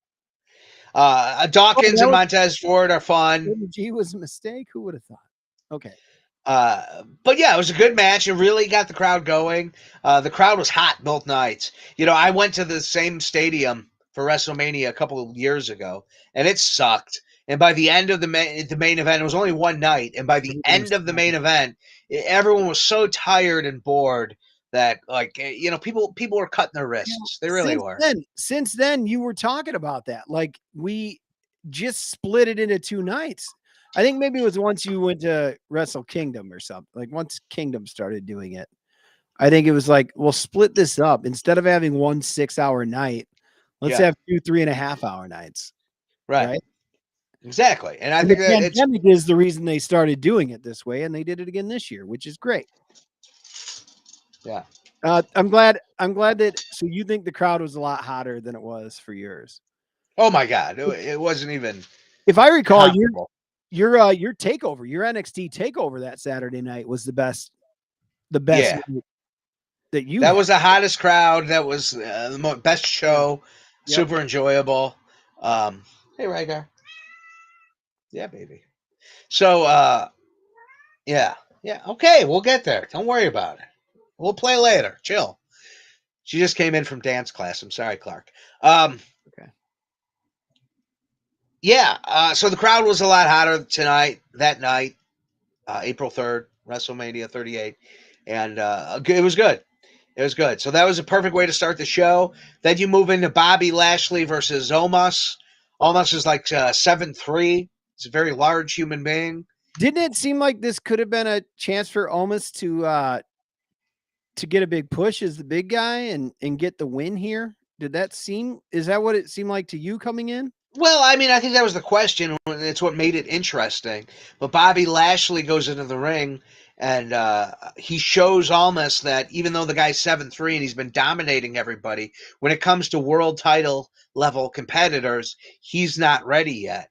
And they followed up that story on Monday night by finishing the story where, Bobby Lashley comes to the ring with his manager MVP, and, because Bobby Lashley wanted to have that match by himself without MVP at ringside. Mm-hmm. Omos comes down to the ring, and MVP hits Bobby Lashley from behind, and now MVP is managing Omos, which makes a lot of sense. So now you have the big guy with a voice piece and direction in his career. Okay. So you can make the argument that he was lost before, and now that he has a manager, he could beat guys like Bobby Lashley, and that's probably setting up a rematch of sorts. So it was good storytelling, and I thought the right guy won.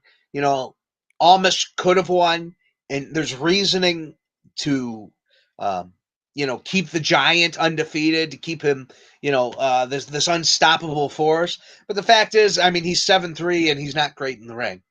And we've seen that fail before. So let's not get too excited about it. Let's cool our jets a little bit and show that Omos does have a ceiling.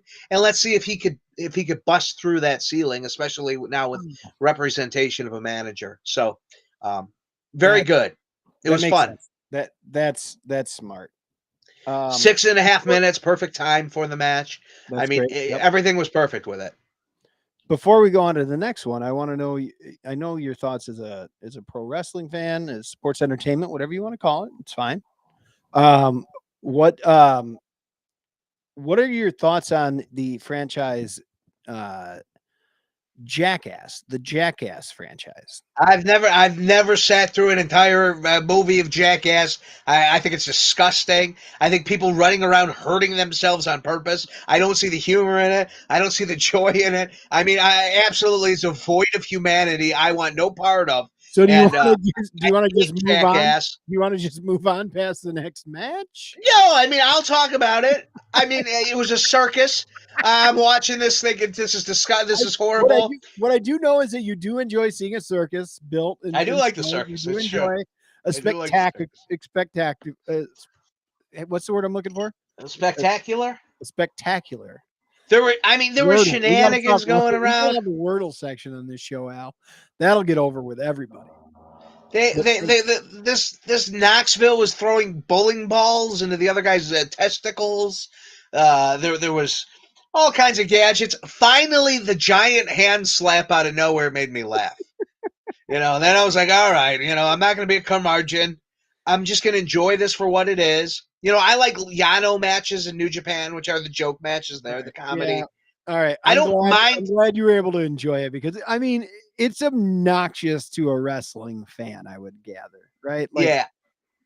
I don't like comedy in wrestling, but I tolerate it. I think in small doses it makes sense. And, they wanted to do a comedy segment on WrestleMania. There should be a comedy segment on WrestleMania. This was it. And it was funny. It delivered. A lot of people are saying it was the second best match of the night. It's getting high praise. I can't wait to hear Jim Cornette talk about it. But, yeah. Because he's probably in the camp I'm in. I thought it was too long, and it was only 14 minutes. If it was 7 minutes, I think I would have really enjoyed it. But there was a time where I'm like, all right, enough with the damn gadgets. Let's just get this thing over with. But people truly liked it, and I'm not about killing people's joy. I'm not a killjoy. Even though I hate just about everything in the world, I do respect that other people enjoy things. Besides baseball, that's the only thing I can't tolerate. All right. That's great to hear. I'm going to reference LaGreca brought it because I watched it all and I'm like, I'm in. I mean, I didn't see the most recent Jackass movie, but I've watched them all, and the silliness that people put themselves through, I can watch and have a good time. Silliness. We're getting hurt. The dumbassery, like just dumb. So that's kind of where I was like, all right. Like at first the match happening, I'm like, this is going to be the dumbest fucking thing. And then I'm in, and I'm going to reference Busted Open, listening to Dave LaGreca talk about it. He said, listen, I didn't like it at all. I thought that's ridiculous. There's a giant mousetrap out there, everything.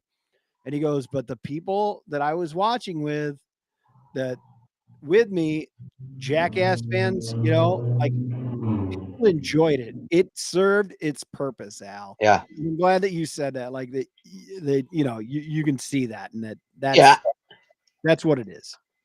I have no problem, with things that, as long as it doesn't become overkill. Not everybody loved the cinematic match with The Undertaker and AJ Styles a couple years ago. Really? I thought that was fantastic. So I thought that one hit. I thought that one surprised people. I thought it hit pretty well with most. Yeah, it had its criticism. It definitely, I think same thing with this. I think more people enjoyed it that didn't. And even the hard-ass curmudgeons tolerated it, like myself. Okay. So yeah. That makes sense. Yep. So then it was Naomi and Sasha Banks against Carmella and Queen Zelina, Liv Morgan and Rhea Ripley, and Natalya and Shayna Baszler for the WWE Women's Tag Team Championship. It went 10 minutes and 50 seconds. Yeah, it was good. It was all right. I mean, I think it was more about the entrances, the Liv Morgan and the Rhea, their S&M outfit going there, and Carmella with the bridal wear, and Sasha coming to the ring. get in the vehicle, and Naomi with the hair and then the colors and the outfits. I mean, this was very much, I think, more about the presentation than the match itself. Yeah. The match itself was decent, and Naomi and Sasha winning makes sense. And those girls need to be involved in some things. Mainly Sasha, she's a star, and she was involved. So, and it's also like Natalia should always be on a WrestleMania. I mean, she's put in so much time and effort with that company, and Carmella has been a centerpiece of television for a while now. Yeah, it was good. It was good. Good. I'm glad everyone was involved. I'm glad that was on the main show as opposed to like a prelim. 10 minutes, 50 seconds. Like, it seems Perfect. like they got it done in that time, and it was great. Edge had a match with AJ Styles, a singles match then. As the promo showed us all, like he hadn't had anybody, and then AJ Styles came out in their first promo together, and Edge then just clocked him, just started beating the shit out of him, turned into this. He went from being the fun husband with Beth Phoenix in the last pay-per-view, the last big pay-per-view, to now he's pissed off Edge, right? Right. And he needed AJ to come and be strong. This was sold as like going to be the match that was to steal WrestleMania. It was going to be your Savage Steamboat. It was going to be the best wrestled match on the card. It was given the most time out of any match over the course of the 2 nights, going 24 minutes. One of only 2 matches over 20 minutes. Yeah, and I didn't love this match. I didn't think it was anything special. I thought it was just another match on the card that probably went too long. That's exactly what I was going to say. I watched it, and I wasn't completely in through most of it. And most of the matches I've watched, I absolutely was. So yeah, even the storytelling for it wasn't great. Everyone thought it was going to deliver in the ring, and it didn't. It didn't. Those guys are getting up there in age, and Yep. Yeah, I agree. AJ walks out bleeding. He hit his head on the entranceway. So it already starts. I mean, that was an omen that this was just going to be bad. Yeah, when Goldberg did that, things didn't go well. Yeah. Bad sign. The New Day had a tag team match with Sheamus and Rich Holland. With Butch. 1 minute and 40 seconds. Yeah. It was supposed to be the night before. It got bumped for time. So obviously they just threw it in here and didn't give it any time. That's what happened? Yeah. What bumped it?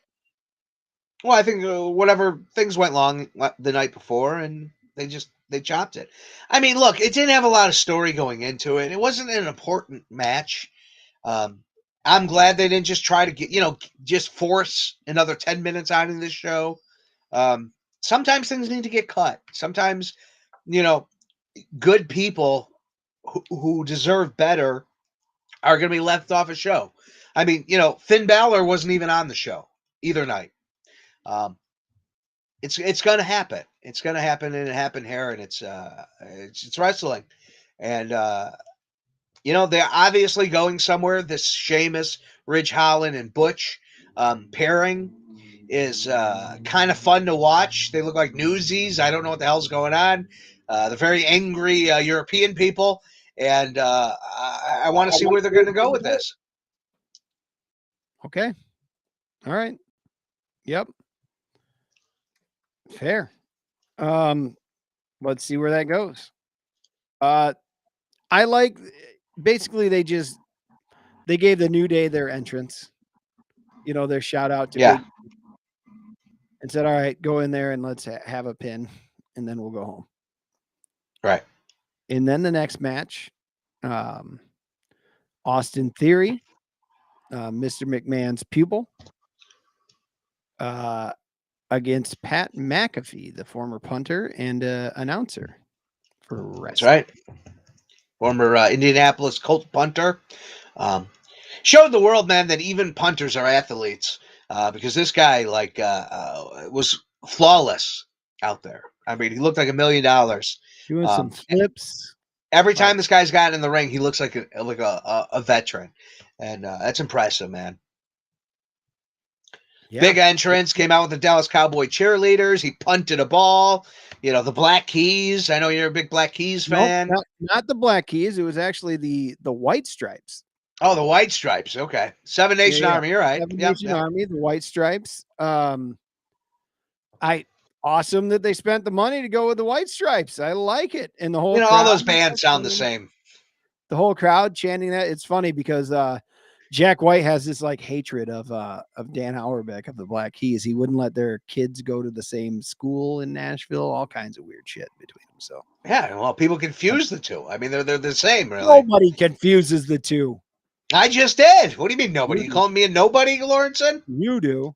He said that Dan Auerbach and the Black Keys were riding on his coattails. So maybe there's something to what you're saying. All right, fair. Yep. He went against Austin Theory in a match, and they had the match, and Pat McAfee beat Mr. McMahon's pupil. Yeah, pinfall, 9 minutes, 40 seconds. McMahon was very upset.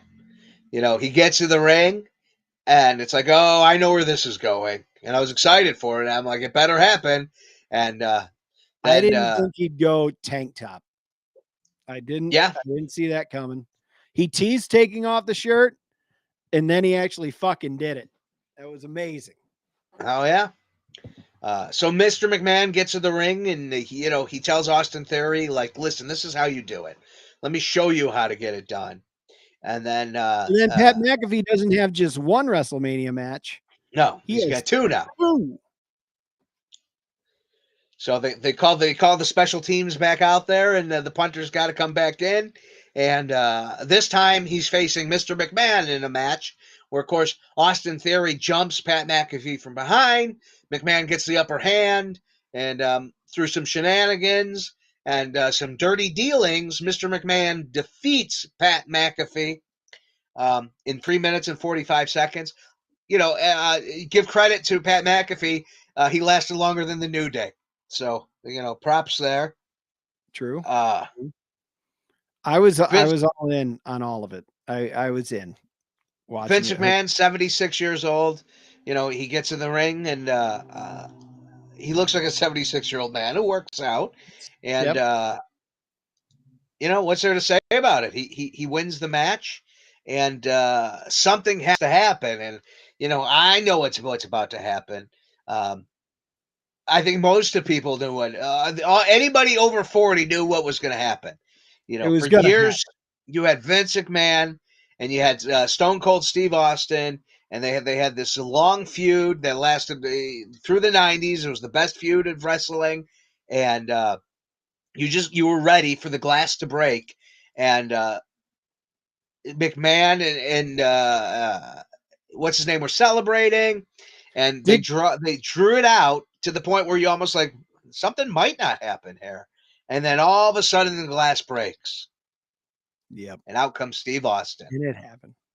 And more beers were drank. More beers were drank. More stunners were given. The worst stunner in the history of all stunners was the final stunner. Vince McMahon forgot how to do it, and he went down early, and then he tried to bounce off the ropes, and then Austin fell on him, and Austin just laughed it off. He did. He's like, it doesn't matter what happened. Like, it doesn't matter how bad that went. Who gives a shit? It was great. The mistake was fine. Who gives a shit? It brought some humor to the situation, which was meant to be humorous to begin with. Yes. And absolutely. I did think that McMahon, when they first played Austin Theory's match or music when he beat McAfee. And it looked like McMahon thought that was going to be the glass breaking. Did you catch that? I did. The music started, and he looked at their entranceway like, uh-oh. Yeah. But then, and like, he waited, and then when the music really hit, he sold the shit out of it like Mr. McMahon always has. It was fucking great. But it wasn't the last stunner given, if you recall, because he invited Pat McAfee up for a beer. And it's just funny. By that point, it's like anybody who's going to start chugging a beer wide open to Stone Cold, like it's but that's like a rite of passage at that point. It feels, Byron getting his the night before. McAfee wanted a fucking stunner right there. Absolutely amazing. just amazing. A lot of fun. Yeah, And then, that was great. yeah, so I really enjoyed WrestleMania. I'm glad that we recapped it. It was a lot of fun. What a hell of a show, man. Are you forgetting about the main event purposely, or? Oh, wait, what? Yes, go. I'm just fucking. What? All right. Yep. Well, So Roman lot Reigns of- is the Universal Champion. Paul Heyman is his is he an advocate still? he's the high chief, And he went up against a Brock wise Lesnar, man. the WWE champion. And these belts are equal, or is one bigger than the other? Well, they should be equal. Okay, these are equal belts. Equal held belts. by They're both the Brock world titles. Lesnar, who's the beast incarnate.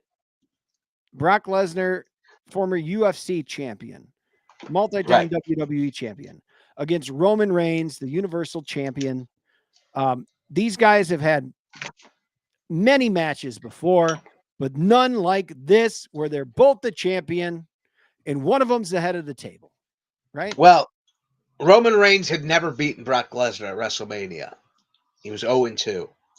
And they never faced off. Didn't they have didn't they have a match where do you count that? The one where Seth cashed in? No. No, so he's 0-2. Were there 3 matches though at WrestleMania, including that? I think so, yeah. Okay. All right. Anyway, that doesn't matter. That's a match. Whatever. Well, he hasn't beaten Brock Lesnar. Roman Reigns has never beaten Brock Lesnar in Mania. So so you had that going in. For the first time ever, Brock Lesnar was the good guy. Roman Reigns was the bad guy. And the crowd was on fire. I heard Charlie Hogan yelling from the rafters. I mean, it was just the perfect setup. It had a big match feel. You know, the entrance was great. The ring announcing was great. And then the match happened. And a lot of people don't like it because it was an average match. And I get that. But it turns out it looks like Roman Reigns probably was injured. Yeah. You know, he tore something early in the match. The match only goes 12 minutes. And Roman Reigns wins kind of uneventfully, hitting a spear on Brock Lesnar and getting the pinfall. I, even before I knew of the injury, actually defended the match, and I still will defend the match, that sometimes that's how endings should happen. You know, why make everything so predictable where every match goes 20 minutes, everyone kicks out of everyone's finisher, and there's no surprises? Here, you had a guy get speared, and he gets pinned in a heavyweight title after 2 beasts have gone at it. False finishes, though. It was a typical Brock false finish match. There were false finishes, but there weren't a lot of them, and it wasn't to the point where you were just like false finish after false finish after false finish. I mean, they only went 12 minutes. You didn't get that. The injury cost him 5-6 minutes, I would gather. I would think so too. Yeah. Yeah. But it was fine having a short match where, like, I mean, that happens. That's what UFC is. You watch a UFC show, the main event doesn't always deliver. You know, the hype may deliver, but when it comes to the actual match, and I know in wrestling, you know, you have the ability to deliver, but neither of these guys are that guy. Neither of these guys are the ones that are going to put on 5-star matches. You know, they're going to give you an average, a 3-star, 4-star match at best. And I mean, that's what they did. And I'm sorry it didn't go longer, but I didn't hate it. And I thought it reaffirmed a lot of, it reset a lot of nomenclatures in wrestling, a lot of predictable things that happen. And it kind of told a more basic story, which, you know, look, it's not Shawn Michaels and Bret Hart. Right. Absolutely. Could they have done more with it? Yes. But there was an injury, so we'll never know if there was more that was supposed to happen.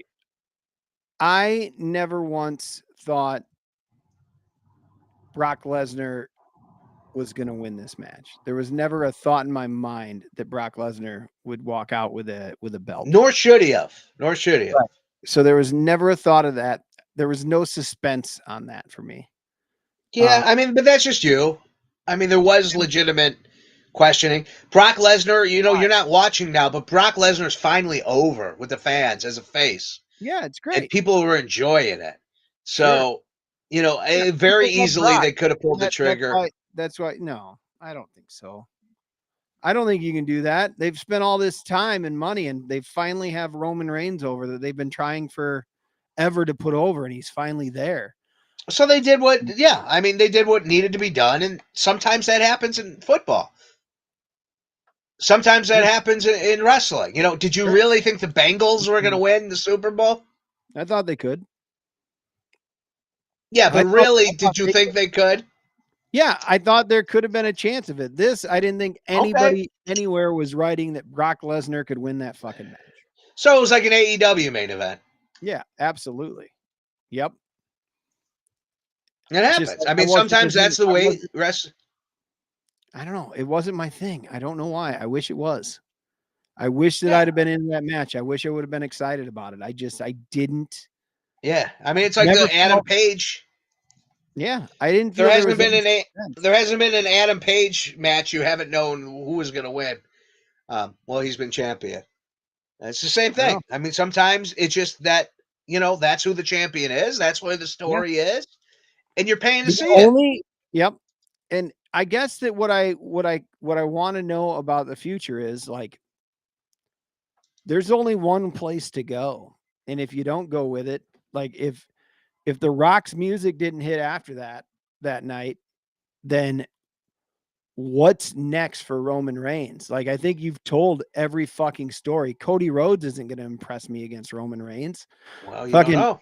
Who hasn't gone against him? Like Bobby Lashley, that's over. Like, I mean, who's left? Like, what's next? That's professional wrestling. Yeah, that is.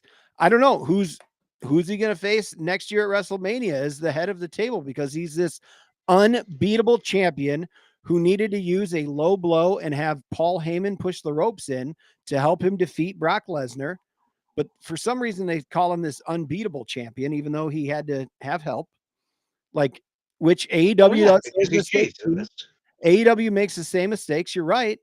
But then that's wrestling. But that's Bobby Heenan. Or now are you building another Brock match? Are we going to get Brock Reigns 16? Like, where are we going? We'll see. What's next? We don't know. Who's good enough to beat him? That's the question. That's why we're tuning in. Yes, who's going to beat him? The thing of all time. Is there anybody who can beat him?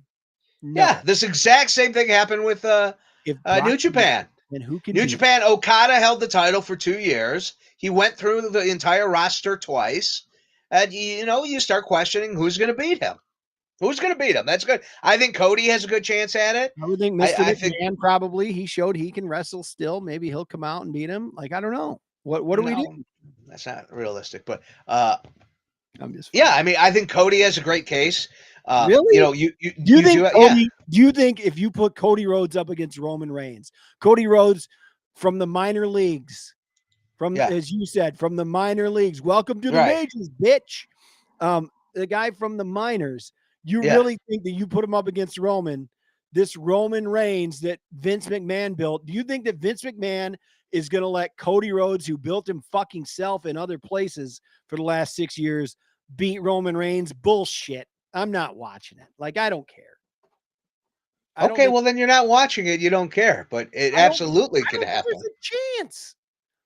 Like, you don't think the point of wrestling is telling stories that are compelling and building guys up to make things happen, and that they're promoters and they can make anything interesting except Jinder Mahal as a world champion? Yeah, that one was a mistake. Yeah, absolutely. I don't know, man. I don't know. It's better than I tell you what, though, it's better than in AEW, where I don't care who the world champion is, because none of them are on that level. So, really? Yeah. None of them are on that level. Well, they're all at the same level. You Adam Page, Kenny Omega, Moxley. There I know anybody can win. Like, yeah, anybody can win because there's not a big star amongst them. Nah, I don't know. I don't think you have to build stars to make it interesting like that. You don't have to have. Well, then you're talking about a show that's in a. You can build people in a longer way. Like, let it build. I don't know. Well, they let Hangman Page build for 2 years, and it's dull. I honestly don't get to watch. Like, I don't get to watch enough to I don't know.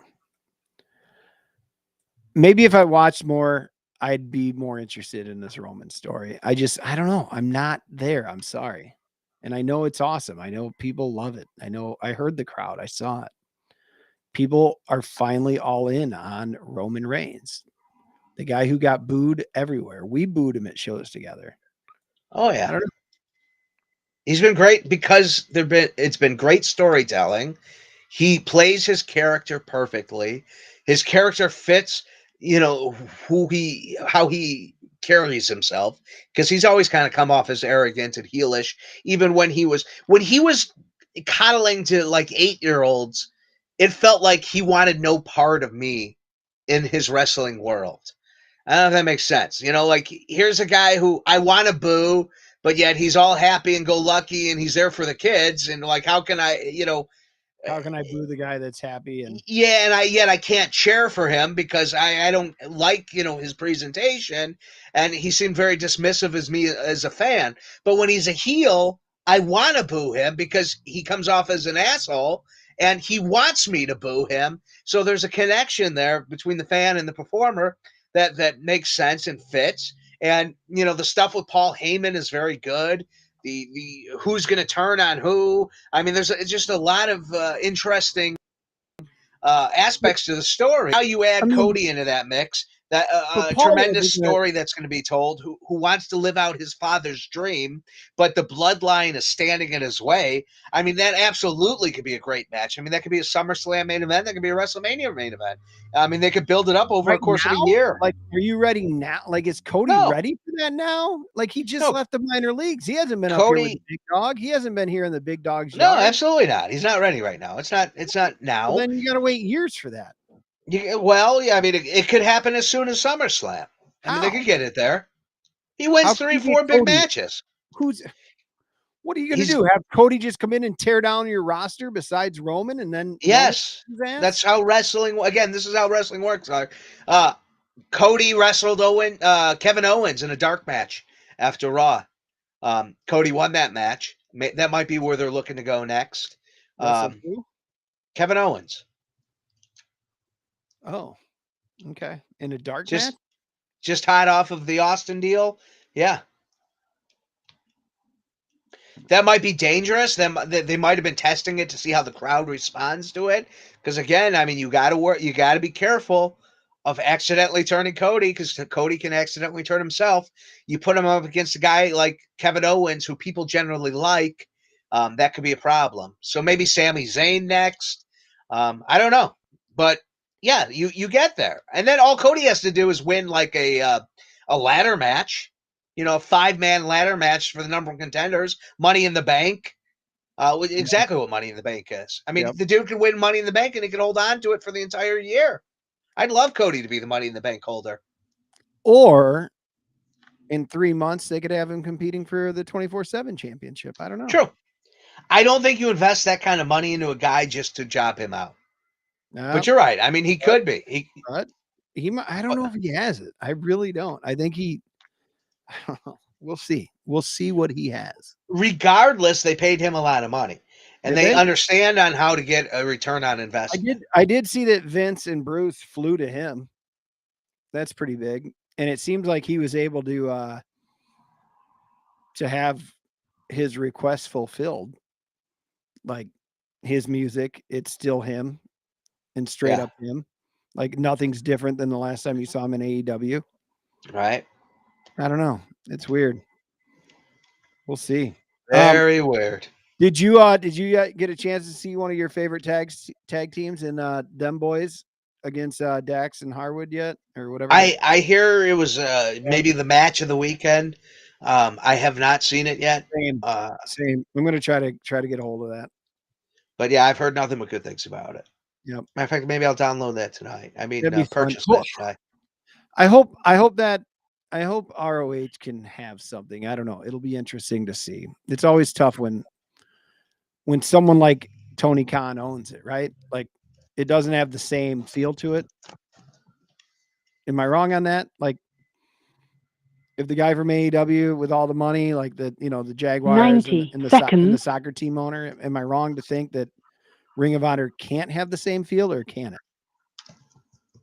What do you I think it can. I think it can. Yeah, Ring of Honor was about like independent wrestling, and I think Tony Khan or Chad Khan, whatever the hell his name is, I think he has his ear to. Chad is He understands what indie wrestling is, and I think he understands it better than he understands the major leagues. And I think he's going to run a great seconds. underneath team there. And you know, Samoa Joe returning is a pretty big deal. You know, it's not Cody going to the WWE, but it is a good get for the con man. Sure. I would agree with you. It's somebody's in WWE. Funny.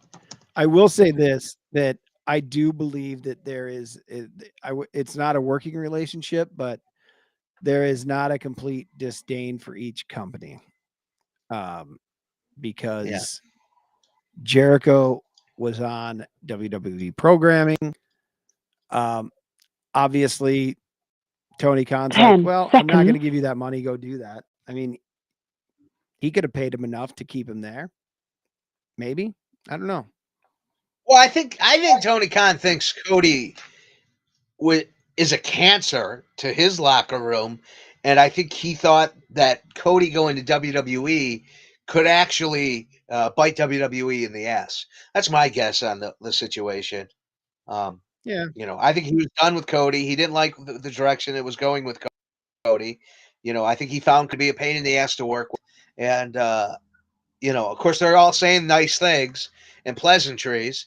But, I mean, that's Cody's nature and that's Khan's nature. Although sometimes Khan does say some stupid things when he gets emotionally shaken. So I think there's going to be more to the story eventually told. It is what it is, and you know, there is more animosity than you think. That's for sure. I don't think there is between the wrestlers. But I do think there is. You know, as attitude wrestlers have talked. You know, they're like, of course, you know, we wanted both companies to succeed, but at the same time, you know, if you play for the Chicago Bears, you want the Packers to lose, and you know, they want to hold the Super Bowl trophy at the end of the day. So there is a little bit of competition. There is a little bit of like, hey, I want to be better than those guys, and that does help wrestling as a whole. And the more companies, the better. And you know, wrestling's very saturated right now. There's a lot of wrestling everywhere. And whatever your taste is in wrestling, you know, if you like the Johnny Knoxville stuff you saw with Sami Zayn, then subscribe to DDT Professional Wrestling, because that's what that is. You know, if you like hardcore wrestling, if you like violence, you know, there's Game Changer Wrestling. If you like you know, more of a sports feel and sports aspect, well, then you got New Japan, possibly Ring of Honor fits that mold. You know, if you like sports entertainment and big production and celebrities and weird stories, then WWE's for you. Like, there's something for everybody right now, and that's great. You know, if you like women's wrestling, there's Stardom. You know, I mean, there's options. Yeah, that's awesome. That's great. Absolutely. Can I tell you something? I miss somebody, and I teased him early in the show, and then I saw him hanging on the line, and I was just getting ready to go to him, but we were talking some wrestling at the time. Yeah. Well, I apologize. We missed We missed Lou. We missed Damn Lou. it. Hope you're going to be all right. My bad. Very upset with you, Clark. I mean, this is, you know, you should be upset with the production you've given us today because of that. Yeah. You should be upset coming out of this show. I am upset coming out of it. Oh, partner. It was good to talk WrestleMania. I'm sorry we didn't get to watch it. I ended up, man, I took a shift at the part-time gig that I didn't know over there at CHGO. When he asked me to work it, I was in Arizona at the time, and he's like, "Oh, can you work the Thursday you get back and the Sunday you get back?" And I'm like, I look at the calendar, there's nothing on the Google calendar. And then like an hour later, after I said I'll work those, I'm like, fuck, it's Sunday night of WrestleMania. So I missed Sunday night of WrestleMania to watch it live. I really wish I could have. And I'm sure, here's the thing, if I'd have been watching Roman live with you, I'd have probably been hook, line, and sinker in with it. Yeah. I don't know. You know, before we leave, I do have to mention something. This Eric Church. I mean, what an absolute ass bag. That's funny. I wondered your thoughts on this. Yeah, that's it. This guy, I mean, this is trash. This is trash. Yeah, if I called in sick to go watch the Bears in the Super Bowl, I'd probably get fired. You know, and rightfully so. You committed to it. Have you had jobs that you would call in sick to go watch the Bears at the Super Bowl and get fired? Yeah, I've had jobs like that. Sure. Yes. You know, when I was a security guard at Allstate, you know, you couldn't just take off because, you know, your team was in the Final Four. Like, how stupid. You listen, Clark, you manage people. You work for a company, you do a schedule. If somebody calls in sick saying, hey, look, I got to go to this sporting event, and they leave you high and dry, and you got no one else to cover, and you have to refund all your customers that day, how would that play? It wouldn't go so great. No, it would not go so great. This guy, he has one of the most privileged jobs in society. He goes and he sings for an hour and a half these dopey songs with generic rhyme schemes, and he gets paid millions of dollars, and he can't go to his job because a basketball game is on television. Please. No, it wasn't because it was on television. It's because he wanted to be in the building. Well, even worse. He could have watched it on television and put a little monitor on the stage. Go in person. In a pandemic, Clark. In a pandemic. Like, why couldn't he just have the concert and let everybody know, hey, there's going to be 2 hours where the game is happening. And just do the show, have it on a TV, put it on the big screen somewhere, play him. Yeah. He could have done something. People would have enjoyed his happiness. They love him so much. He could have built the show to do it that way. Instead, he had to go and be in the fucking building. Yeah. And be there and show off that he has the money to get the tickets, right? Privilege. How many you think he has a huge fan base? Do you think he's lost a lot, or do you think he's gonna be just fine? I think he'll be just fine, but you know, guys with me who just didn't care about him and are on the fringe. Now it's F that guy. You think Willie Nelson would cancel a show because the town over they just grew the greatest marijuana bud ever? He wouldn't go. He would be at the show, and then he'd smoke his weed. Be happy. That doesn't work out so well because he could just smoke the weed after. It's not like Eric Church could go to the game after. No, the Tegrity sale ends, and they're all out of it. They're all out of the Tegrity weed, and Willie Nelson gets none if he does his if Willie Nelson has a choice to out of integrity weed. That might be my favorite thing that I've heard from you. If Willie Nelson had the choice between getting the best bud ever or performing to a concert of people who he sold tickets to, the man would go to the concert. I 100% guarantee it. Yeah. His sister died 2 weeks ago. He's still doing shows. Wait, Willie Nelson? Yeah. Yeah, Bobby Nelson died. Yep. I think while we were out. Rest in peace. Yep. So absolutely. If Sister Bobby is gone and he's still doing the concerts, then by God, I mean the man is good. He's going to show up and do the concert. This Eric Church, they should take the name Church out of his name because there's no salvation in it. Call him Eric Outhouse. You're no longer able to have church. It's Eric Outhouse. If if this guy can't show up for because of a basketball game, he should be known as Eric Outhouse from now on. The only 3 songs I think that I recognize are Springsteen, Smoke a Little Smoke, and Drink in My Hand. Yeah, he did the song Burning Man. This is a fellow burner. And I find his behavior, he should be banned for Burning Man. Or did he just sing a song about it? It sounded like he went if he was singing the song about it. Like it sounded like a personal experience, but I don't know. But he should be banned from Burning Man. I'm officially putting in a ratification. There's going to be a movement. We're going to have a Burning Man vote on the Jackrabbit Slim newsletter, and we're going to make sure this guy's invited back. Creepin'? Am I no creepin'? Yeah, that sounds familiar. Is the Larcher going to make a return? Because have you been back since the incident? No. Did that end it? No, going to Burning Man is just a lot of work. It is. Yeah, I know that from seeing you go. Yeah, it's a lot of it's money and it's work, and like at this point in my life, I'd probably rather just like go to Osaka or something more basic. There's still an interest. There's still an urge to go back to the dust, to return to the dust, and experience it again. From an older perspective now, maybe. I don't know, but yeah, I was never somebody who had to go every year. Like I didn't think it was the greatest thing ever. I just thought it's a really cool experience. Everyone should experience. Yeah, I had a great time for sure. Hey Al, Sean, he wants some of that integrity weed. There. Hey Sean, great to see you. Al, can we get a positivity jar update? What's the update on the positivity jar?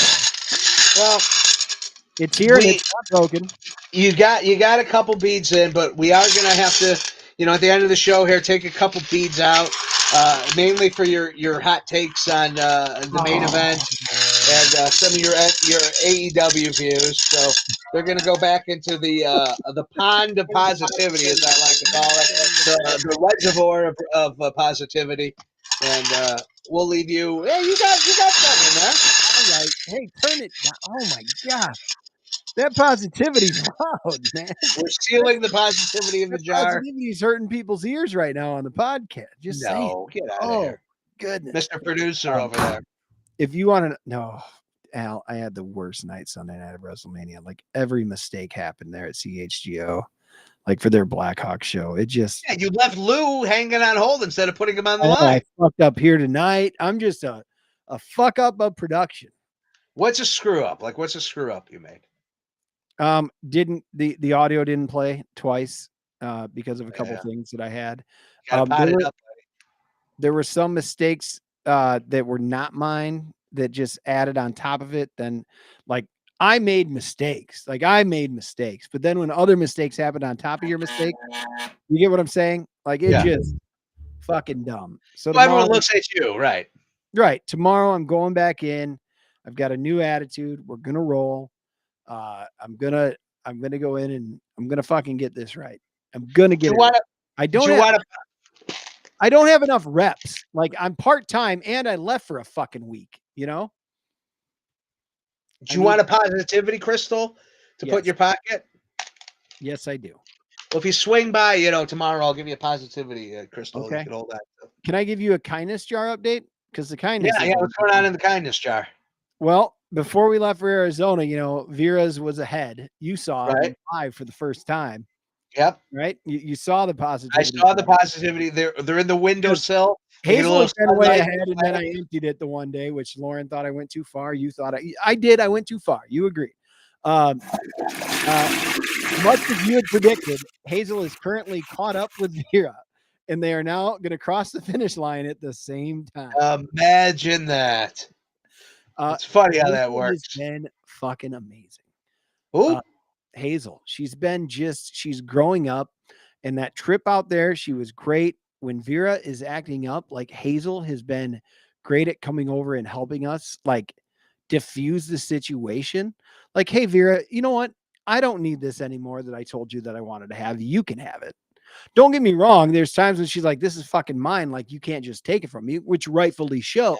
Yeah, I got to teach that kid how to put a little gasoline on the fire. Well, let's do that. Uncle Al's coming over. So,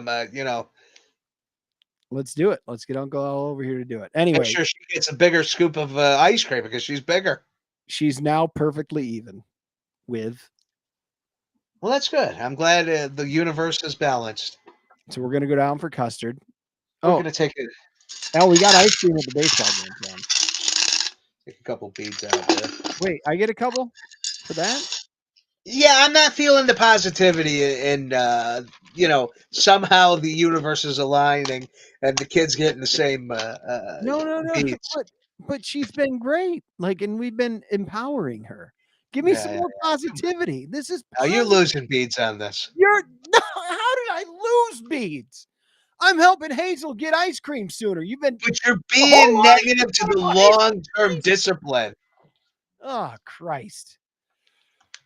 Well, I'm glad you brought up Eric Church. I forgot that I'd wanted to ask you about it. yeah, just got Dinkles is closing after 101 years. I don't know if you heard about Is that. it really over on Lincoln? Yeah. Dinkles is going down. Kansas City down 15 points at halftime. Come back, win the national championship last night. Very exciting. Should have made a bet on them early. They're in the second half. Made a live bet there at halftime. Probably would have done pretty well. Hossa retiring a Blackhawk.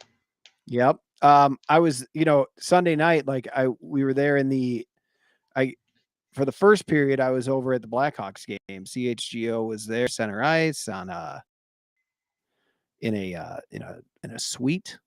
And when Hossa came out during Taves ceremony for his 1000th game, he got a huge pop. The second biggest pop I've heard in that building in the last 8 months at the United Center. CM Punk being the number one. Yeah. But Hossa got a big pop, and so then today he signed that contract. That's great news. That's huge news. The White Sox got a bummer news with Lance Lynn last night. Oh yeah, baseball. Yep. He's not going to be able to play baseball, so they signed Johnny Cueto today to a minor league deal. Johnny Cueto, of course, I recall being at a Cubs playoff game against the Giants, a divisional round in 2016, I believe. I do know that.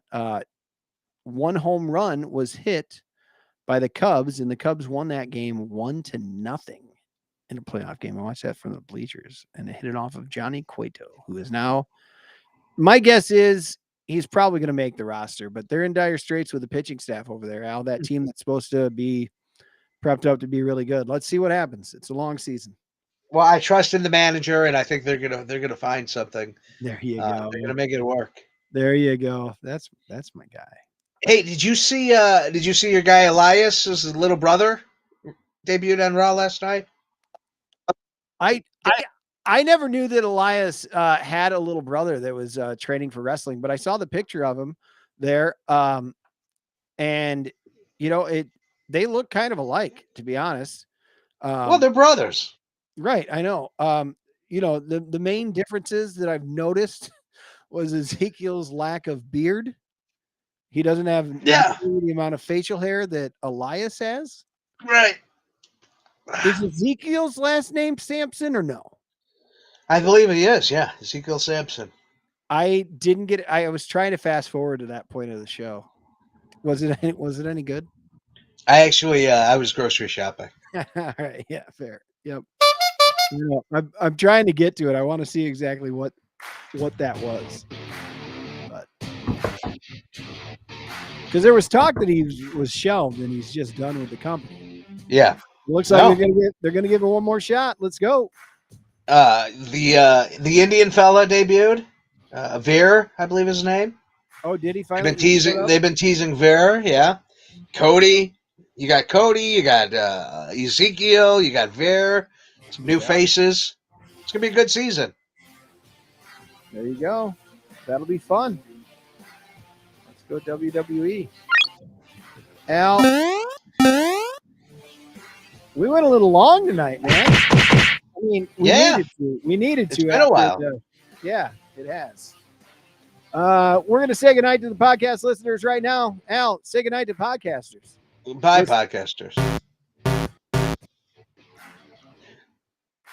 Oh, we didn't even get a goodbye from her. I thought we would. Bye-bye. Oh, that was, thank you. All right, buddy. Let's do this again next week. Ah.